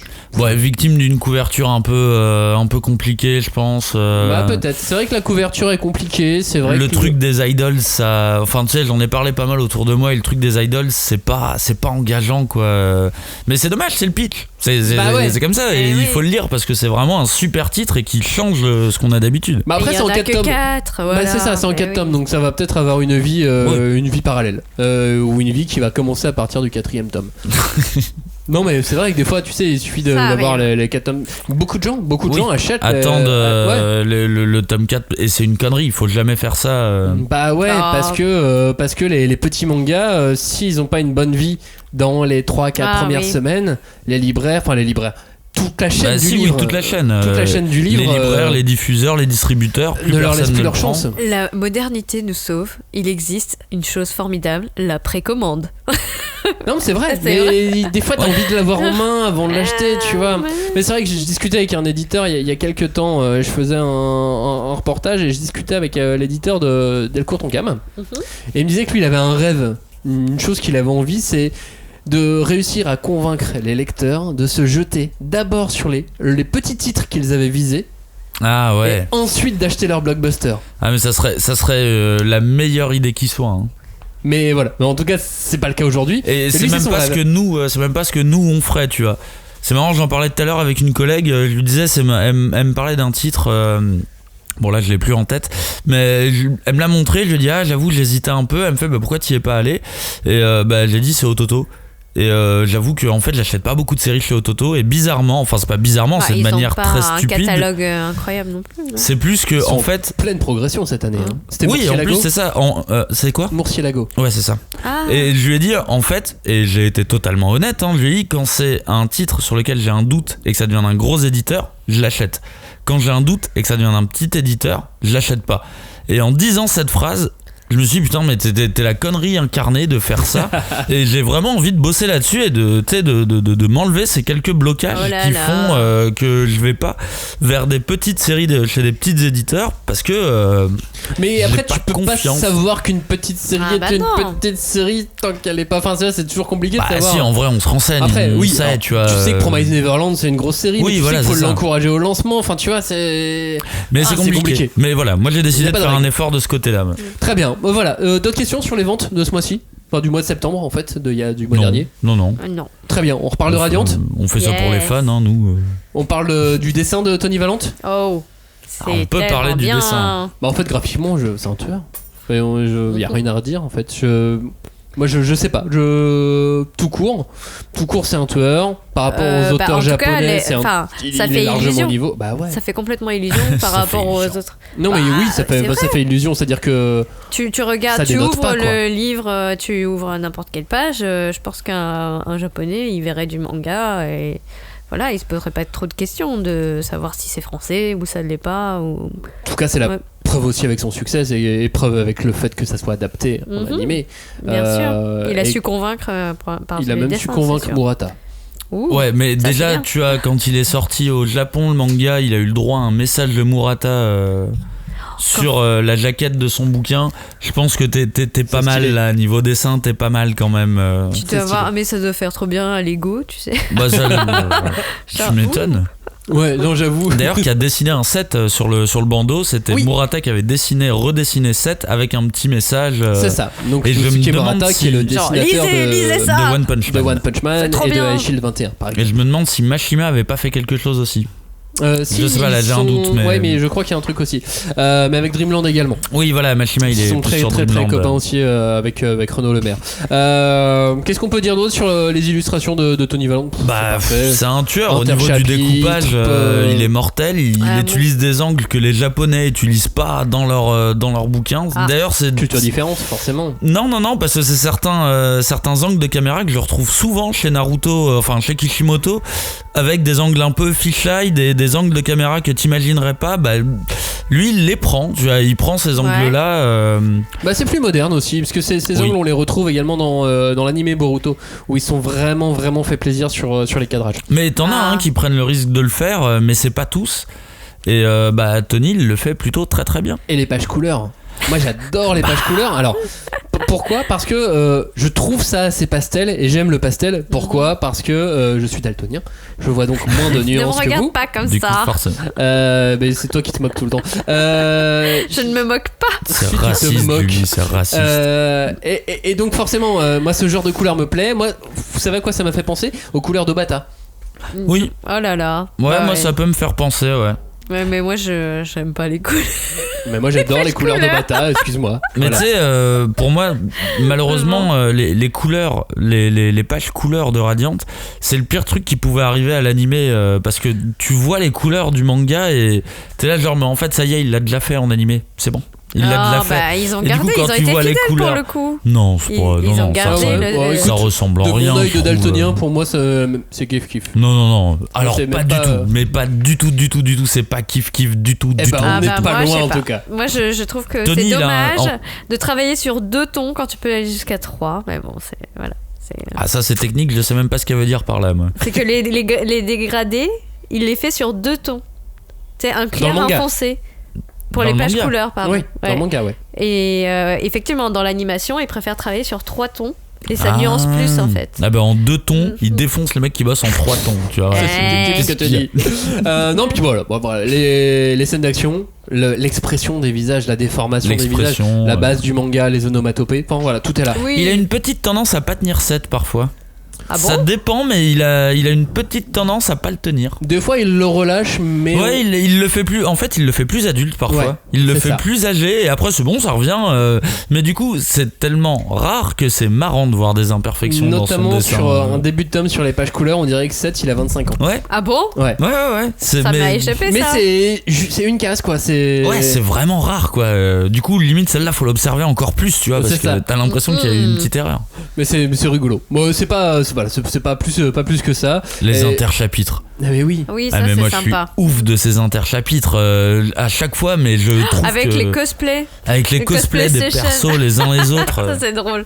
Non mais moi ça j'adore. Et puis bah de toute façon on a les mêmes références en fait. C'est ce qu'on dit depuis le début, mais on a les mêmes références en manga. Oui.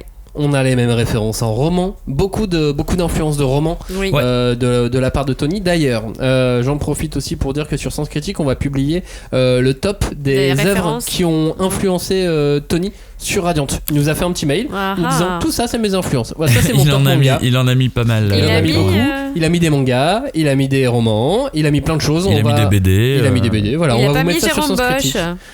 Tu verras en allant sur Sens Critique. Alors, je peux donner une des références qu'il peux. a donné en fait, c'est l'Assassin Royal, qui est une Robin Hood. Robin Hood. de Robin Hood, une grande saga de fantasy comme on en connaît pas mal, qui est une saga que j'adore. Et en fait, c'est marrant parce qu'il y a un postulat qui est vraiment similaire entre l'Assassin Royal et Radiant. En fait, on a exactement ce même postulat que dans l'Assassin Royal. Les personnages qui ont un pouvoir, il s'appelle comment le pouvoir déjà dans l'Assassin Royal? Ah, je me Le souviendrai vif, pas. c'est le précis, vif, ouais. ça s'appelle le vif. Eh ben, c'est les personnages qui sont détestés par tout le monde parce qu'on dit qu'ils peuvent communiquer avec les animaux. Alors eux, c'est ça leur pouvoir. Et du coup, ils sont détestés par tout le. La ségrégation. Et en fait, je pense que son origine, elle vient exactement de là. Mais tu sais qu'il cite l'Assassin Royal pour autre chose, pour ces petits appels qu'il peut faire. Tu vois dans le tome 8 ou 9, on voit Myr dans la forêt avec Seth sous le bras. Oui. Ouais. Mais Myr, forme définitive. Ouais. Oui, on sait pas ce que c'est en fait. Voilà, on sait voit pas ce une que c'est. forme On et voit une forme. On sait que c'est Myr qui a capturé Seth, on voit une forme. Et cette forme, c'est la forme du milieu du tome 10, sauf que c'est 2 tomes plus tard. Et ça, il explique que ce genre de petits détails, il s'est inspiré beaucoup de l'Assassin Royal. Ouais, du roman. comme c'est pas des flash forward, mais c'est oui. petit indice Si, un sur ce petit qui va peu, se passer après. Voilà, c'est un petit détail comme ça. C'est plein de petits éléments qui font que c'est sur toutes nos références communes qui fait que Radiant est vraiment clair. différent. Si vous connaissez pas l'Assassin Royal, lisez, c'est une super saga. Tout à fait.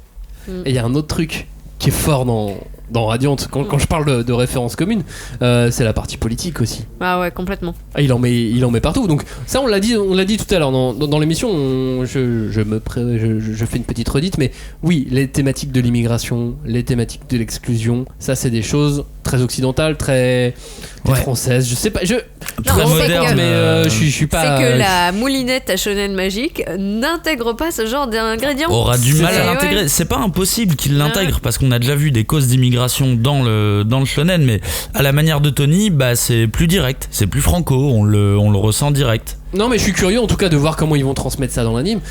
J'aurais aimé être une petite souris. Pour voir Tony Valente donc il Une explique qu'il fait des petite- réunions par Skype Ouais. régulièrement avec les équipes japonaises. J'aurais adoré être une petite souris et Une petite voir souris le moment de Nemesis. une petite souris de Nemesis et voir le moment où il explique cette partie immigration exclusion de Rumbleton Leur dire que c'est aux équipes important. japonaises en leur disant que c'est important et que... Non mais ouais ça Et tu vois, c'est Ah. con, mais moi c'est devait être une compliqué. thématique qui me touche personnellement, et c'est une thématique que je retrouvais pas forcément dans énormément de mangas.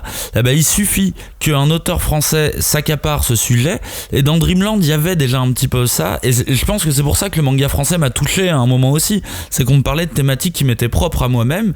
L'immigration, ça me concerne. Dans Radiant, je comprends parfaitement le message qu'il veut faire passer, et d'ailleurs dans Rumble Town c'est explicité de manière très directe avec Conrad et De d'ailleurs Marbourg. de Marbourg. de Marbourg. Et je me souviens qu'il avait mis un message d'ailleurs à ce sujet-là parce qu'il avait reçu des sortes de plaintes, des sortes de critiques qui disaient que Conrad était trop extrême, trop facho, raciste, trop facho, extrémiste. trop extrémiste et que c'était too much.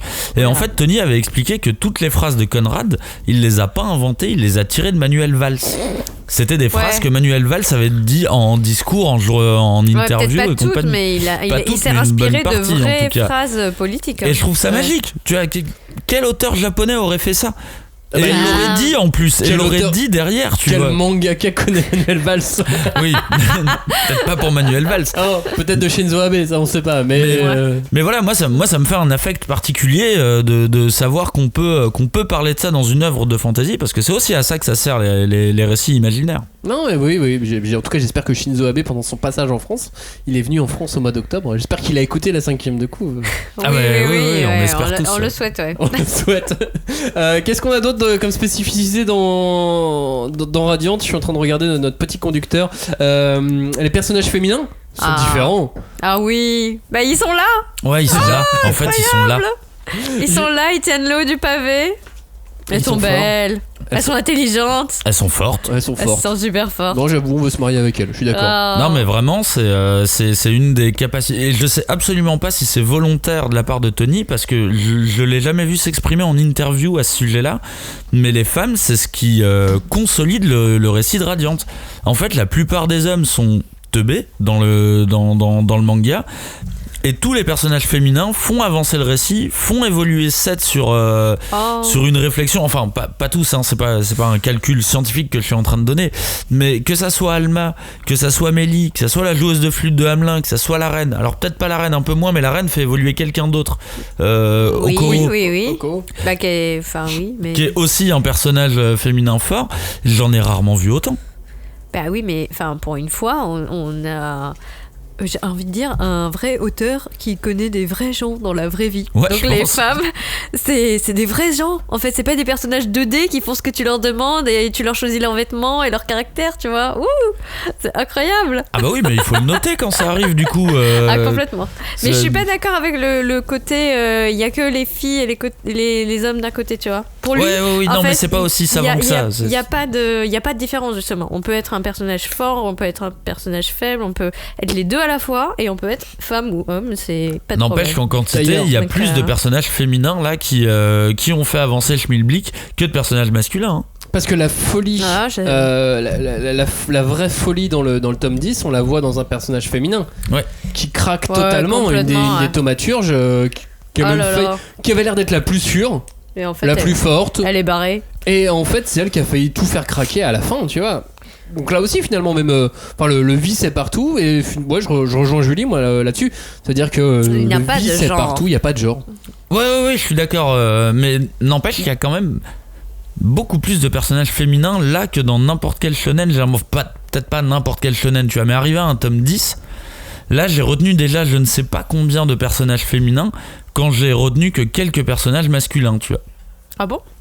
Ah bah ouais, entre Alma, Mélie, enfin on peut les compter hein. Alma, Mélie, la joueuse de flûte de Hamelin, la reine, Oko, c'est tous des personnages qui sont intervenus et d'un point de vue scénaristiquement important. Bah merci pour ce personnage du thaumaturge, on en est déjà à 6. De l'autre côté, les personnages masculins, c'est Doc, 7. Oui, 7. Alors on met 7, mais on va mettre du coup il y a le Doc. Bravely Quartet, t'en as quand même 4 d'un coup. Oui, mais dans ce cas-là, il y a Alma, tu vois.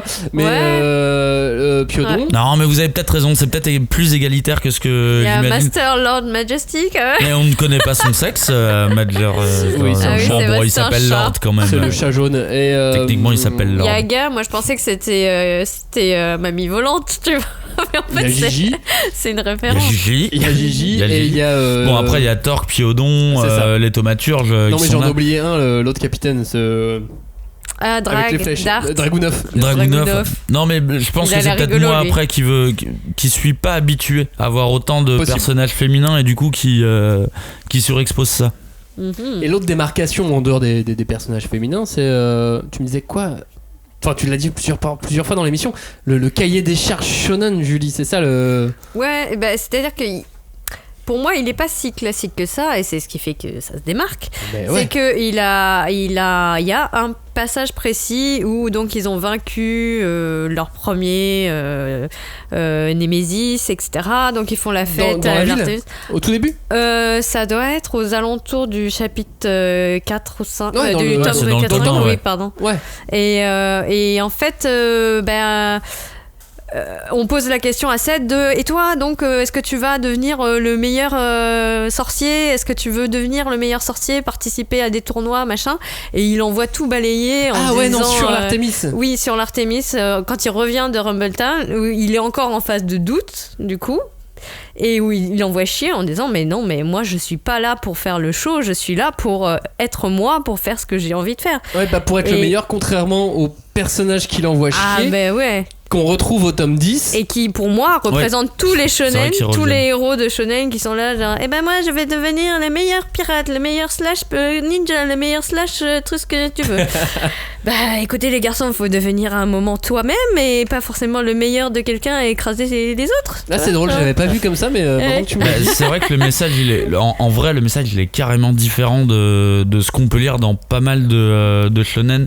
Moi, ce passage-là, je l'avais interprété un petit peu différemment. Dans le sens où j'avais déjà vu que Tony est un auteur qui n'intervenait pas trop sur les réseaux sociaux. Il fait que des annonces officielles, mais il intervient pas trop. J'ai l'impression que c'est un auteur qui a été un peu porté à la célébrité très rapidement.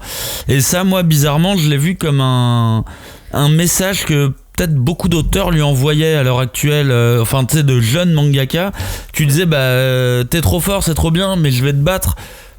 Et lui, il m'a pas l'air comme ça. Mais non. Je sais pas, hein, mais j'ai l'impression qu'il est pas comme ça. J'ai l'impression qu'il est vraiment dans le... Comme un Ronin solitaire. Non, moi je vois pas forcément solitaire, mais comme un mec genre, comme a dit Julie, je veux faire ma voix en fait. Et vous savez quoi, toutes les voix elles peuvent exister. On n'a pas besoin qu'il y en ait un qui soit devant les autres. Toutes les voix elles peuvent exister. Et ça c'est vraiment novateur. Et c'est ça aussi moi qui me fait de plus en plus aimer cette série. C'est que t'es pas en face de poseur. Tu vois, le mec qui vient, qui ouvre sa grande gueule là, et moi je vais faire ça. Non mais fais-le et on verra. Et là c'est ce qu'il fait. Qu'est-ce que t'appelles un manga de poseur ? Eh ben, c'est des mecs qui prennent des pauses. C'est Naruto, tu vois, et j'adore Naruto, mais c'est Naruto qui tape sur la table et qui dit je serai le Hokage du village. Et c'est d'ailleurs voilà, je kiffe quand il dit ça, Naruto. Mais oui, moi aussi. Parce qu'il y a de la mise en scène. Tu vois, c'est con, mais si on met en opposition ces deux scènes, Naruto à la fin du cycle de Pain. Ouais. Tout le village l'acclame et compagnie, et t'en as qui lui disent on va devenir aussi bon que toi. Naruto et Seth ne réagissent absolument pas de la même manière. Naruto est enfin content qu'on l'accepte. Seth est toujours dans l'incompréhension du monde qui l'entoure. Est-ce que Seth se sentira un jour accepté au final ? Ah bah faut qu'il trouve le radiant pour ça. Hein. Mais bon, tout ça pour dire que moi ce qui va l'aider, moi je pense à accepter, c'est que il est entouré de personnages qui sont vivants. Tu vois que c'est pas des personnages 3D où il y a une petite fiche à côté pour dire il faut qu'il soit comme ci, il faut qu'il soit comme ça, ou qu'elle aime ceci ou qu'elle aime cela. Non, c'est des persos, ils ont leurs idées, leurs opinions. Des fois ils vont à l'encontre de ce qu'on pense autour d'eux. Mais c'est ça aussi qui est super dans ce manga, c'est que c'est super. Enfin moi je trouvais que c'était organique, tu vois, parce que moi je suis d'accord sur le côté vivant. Ils sont vraiment vivants. C'est vivant et ils parlent de choses vivantes. Ils parlent des plantes, ils parlent des animaux, des trucs qui sont rendus et limite l'animé qui sont devenus des images dans les autres mangas, dans les autres productions qu'on voit. C'est vrai que ce côté organique et ce rapport aux plantes, ça on va pas le voir du tout dans l'animé par exemple, mais pas dans la saison 1. Mais tu vois, justement, l'animé il les a figés les personnages. Ouais, mais si je peux faire un petit. Attends de voir la suite. Mais oui, j'attends, bien évidemment, j'attends. Moi, je pense que ça attendre. Faut attendre la mi-saison. En vrai, je pense que sur cet animé Radiant, faut attendre la mi-saison. Mais bref, juste pour revenir sur ce côté organique, c'est vrai que finalement le Fantasia. Qu'est-ce que ça permet le Fantasia ? Ça permet de faire pousser des plantes. Je trouve ça assez symbolique malgré tout. Ah oui, carrément. D'ailleurs, il fait une des préfaces du bouquin, du 9 ou du 10, où il parle de ça, où il explique comment il a appris, ce truc-là, qui est comme quoi il y avait des énergies. Non, mais je pense que je vais raconter des conneries parce que les arbres. Ouais, les arbres produisent de l'énergie et choisissent là où ils envoient, enfin sur quelles autres plantes. Machin. Bon, non, mais ça va être bizarre. Mais c'est de la biologie. C'est de la biologie, et en gros, ça explique comment que les arbres, ils choisissent de nourrir leur bébé arbre. Bah oui. En très résumé. Très résumé, mais c'est trop cool. Mais voilà, mais du coup, c'est un magnifique reflet avec qu'une partie du tome 10. On revient à l'idée de l'hygiénisme là. Enfin, tu m'as t'es fichu de moi quand j'ai dit ce mot. Parce Mais que c'est j'ai ça. peur de ce que ça Parce que- implique, oui, l'hygiénisme. mais ça veut dire que dans le manga, on parle de pipi, on parle de caca, de molar, c'est dans les trucs qui sont ce qu'on nous on vit parce qu'on a des corps et là, ces personnages, ils sont incarnés, ils ont des corps, ils mangent, ils chient. Je suis désolée. Et ils ont des cornes également. Et ils ont des cornes, mais One Piece, il mange comme un cochon et il va jamais aux toilettes. Hein. Je suis désolée. Ah, mais... tu veux dire comme Jack Bauer dans 24 heures chrono? Pas Ouais, de décharge mais- de batterie, pas de toilette, j'ai que Franchement, 24 en 24 heures, Ah ça va, ouais. tu peux te retenir sur 24 heures. Bah pas C'est ton portable, chaud. hein. Ton portable il tient pas. Ton corps, Et surtout, oui. à l'époque, L'habitude. Franchement, à l'époque, on avait des téléphones à clapet, C'est vrai que ça c'est des tenait. 3310, ça pouvait ça tenir. tenait grave. On va finir, il y a quelques instants, on parlait de la scène du tome 10 avec les arbres, faire pousser des plantes. Vos scènes préférées, c'est quoi? Moi, effectivement, j'en ai plein dans le tome 10. Dans le tome 9 et 10, je trouve que c'est cet arc... super, En fait, magnifique. J'adorais Rumbleton, mais je trouve que les tomes 9 et 10 sont vachement au-dessus. Parce Encore, je sais qu'il pas. il a gagné en maturité. Ouais, ou Ouais. moi-même j'ai gagné en maturité, j'en sais rien, tu vois. Mais... Mais C'est comment bien, tu te la ça pètes te fait grandir. Calme-toi, c'est l'auteur qui a gagné en maturité, pas toi. Non mais attends, pour le coup, c'est un manga où tu te sens grandir aussi. C'est Ouais. bien. Non, Moi je sais j'ai pas. essayé de ne pas sélectionner dans les tomes 9 et 10 parce que trop récent. Enfin, lu trop récemment et j'ai envie de les digérer encore. Ok. Moi En tout je cas, il y a garde. une scène qui est. Moi, j'en ai deux, non, ça y je est. sais, Chialer, j'en ai plein, Ouais. mais moi j'ai le tout premier flashback de 7 qu'on a vu là en animé, mais Quel l'équivalent de l'épisode 3? De pipi, hein, voilà. ouais c'est ça. C'est l'inverse. Et quand il est petit et qu'il se fait victimer, je trouvais qu'il était tellement mignon, tellement bien dessiné, Non, ce mais- que j'ai pas retrouvé dans l'anime Ah ouais, spécialement, dans l'anime, mais moi je le c'est trouve pas super grave. mignon le mini set. Et je note la première apparition de Grimm parce que en soi on l'avait déjà vu le perso sur la jaquette, il était là, tu vois. Mais il Mais était la en manière couverture dont même. il apparaît, le plan, la séquence où il apparaît et qui met son bras, et quand tu l'entends parler pour la première fois, que tu comprends que c'est une espèce de Yoda qui va parler en verlan et qui parle de lui à la troisième personne. J'ai là, ok, c'est déjà mon perso préféré. Et allez, vas-y, je mets aussi la scène où Piodon arrive. C'est la mienne ça. Non, t'as pas le droit. Bah voilà, j'ai juste annoncé, c'est tout. Je dis pas pourquoi. Vas-y, Julie, explique cette scène. Pourquoi? Parce qu'on dit Piodon, mais est-ce qu'on a le droit de dire qui c'est? Bah vas-y, dis oui, tu peux dire qui c'est évidemment. Mais je pense on a la que fin tu du- sais C'est pas son qui c'est. frère. Ouais, Mais- mais on sait non, pas, mais je- Et on je sait pense- pas si c'est vrai. En Ça, fait, c'est on ne vrai. sait pas si c'est vrai du tout. C'est son Il clone. y a moyen qu'il nous mitonne. Moi, complètement. Parce qu'il y a je Piodon. sens le gros mytho. Il y a hein. Triton, il y a comment il s'appelle l'autre Diabal. Diaval, Quelque chose comme voilà, ça. Ouais. lui avec son œil ça en fait moins là. beaucoup, ouais. Ça commence à sentir le All-Star Game de 7 où il y a plein de modèles et T'imagines il y en quand a ils un seront- qui se sert des autres pour augmenter sa T'imagines quand ils puissance. seront tous en équipe ensemble pour combattre Thor. Sachant que dans cette phase où Piodon arrive, il le dit très clairement, je veux voir à quoi va ressembler les rouages de cette Ouais. réalité. Non, moi Donc, j'ai on peut une autre déjà théorie. partir, mais bon, Vas-y Julie. Moi je me dis que en fait c'est il y a une boucle temporelle, tu vois. Ouais. C'est peut-être Piodon, c'est une projection de cette dans plusieurs années. Ah, qui aurait fait certains Ouais. choix. Mais putain, c'est carrément possible. Mais c'est possible. Ouais. Mais Ce serait bon, chelou, on mais ce verra. serait possible. Ce serait Non, mais chelou pourquoi et ce pas. serait triste aussi. Bah tu Ouais. sais, la séquence où il croise Piodon, il est quand même dans une horloge, il y a des rouages partout, donc on est clairement sur une thématique du temporel. C'est pas impossible. La manière dont il le dit, il fait j'aimerais bien voir comment va aller cette réalité. Ouais. Moi Et je vais puis, vous parler d'une autre scène triste. Oh. La mort de Doc. Oui, oui. horrible. putain. Ah oui, elle est dure. Tu sais, j'y ai cru hein. Bah moi Mais aussi. c'est tellement Vraiment. dramatique, mais c'est Ouais. tellement à la basta. C'est Non tellement mais oui, à la basta non, je cette suis d'accord. séquence. Je suis d'accord. Et C'est la merde, c'est la merde Et la intégrale. finalité, il Non, joue mais aux montagnes russes avec nous, c'est magnifique. Sans pouvoir. Et C'est-à-dire surtout que- avec Mélie, hein, la Mais pauvre. oui, mais c'est-à-dire qu'on monte. Mélie, elle est partie en live, n'importe quoi. Doc, il crève dans un coin, on pense qu'il est Il est mort. en train Seth de- arrive dessus, on se dit ok, il est mort. Alors là, on a des blagues sur la tub. Mais après, c'est la fin d'un C'est tome en génial. même temps. tu vois. Génial, ça nouille. Mais voilà, il est mort et Sano il me parle, mais c'est ça, génial. ça J'adore. marche de ouf parce que c'est la Et fin d'un encore tome. une fois, on est dans l'organique. Je suis désolée, mais bon, il est mort et ça nouille me parle. Alors qu'on sait, voilà. Attends, et c'est là où on Ouais. apprend Mais la c'est- malédiction de Doc. parce Ouais. que à chaque fois, c'est une des petites clés, c'est de connaître. Enfin, c'est une des petites clés. C'est toujours un petit intérêt qu'on a, c'est Oui. connaître la malédiction des gens. Et Moi, c'est j'aime bien ce tellement petit jeu. l'enfeust aussi. Mais il le joue Ouais, pas trop. c'est un Genre peu les- l'enfeuse, mais tu vois, à la mage Le mec encore. qui pète avec ses oreilles. Non. Oui, bah c'est dans les pouvoirs de Landfeust. Mais tu vois, Alma, j'ai encore un doute sur sa vraie malédiction. On dit que c'est des migraines. Ah, on sait pas, hein. Mais en fait, J'ai un truc. Bah non, c'est le changement de personnalité, sa Alma malédiction. Non, ça c'est Mélie. Non, ça c'est Mélie. Pardon, Mélie, oui. Oui. Mais Alma, on dit que c'est les migraines. Mais Oui. Mais ça a l'air léger. Ça a l'air léger Oh chez non. une bah, il y a un malédiction. truc. Mais Alma, enfin, moi c'est une des scènes préférées aussi quand il s'en va. Mais c'est Ah ouais, elle est trop génial. Mais elle est géniale. Mais tu vois, c'est C'est pour ça tellement que bien fait. cet épisode 3 de l'animé, je trouve pas mal parce que je trouve qu'il nous présente Alma d'une bonne façon malgré tout.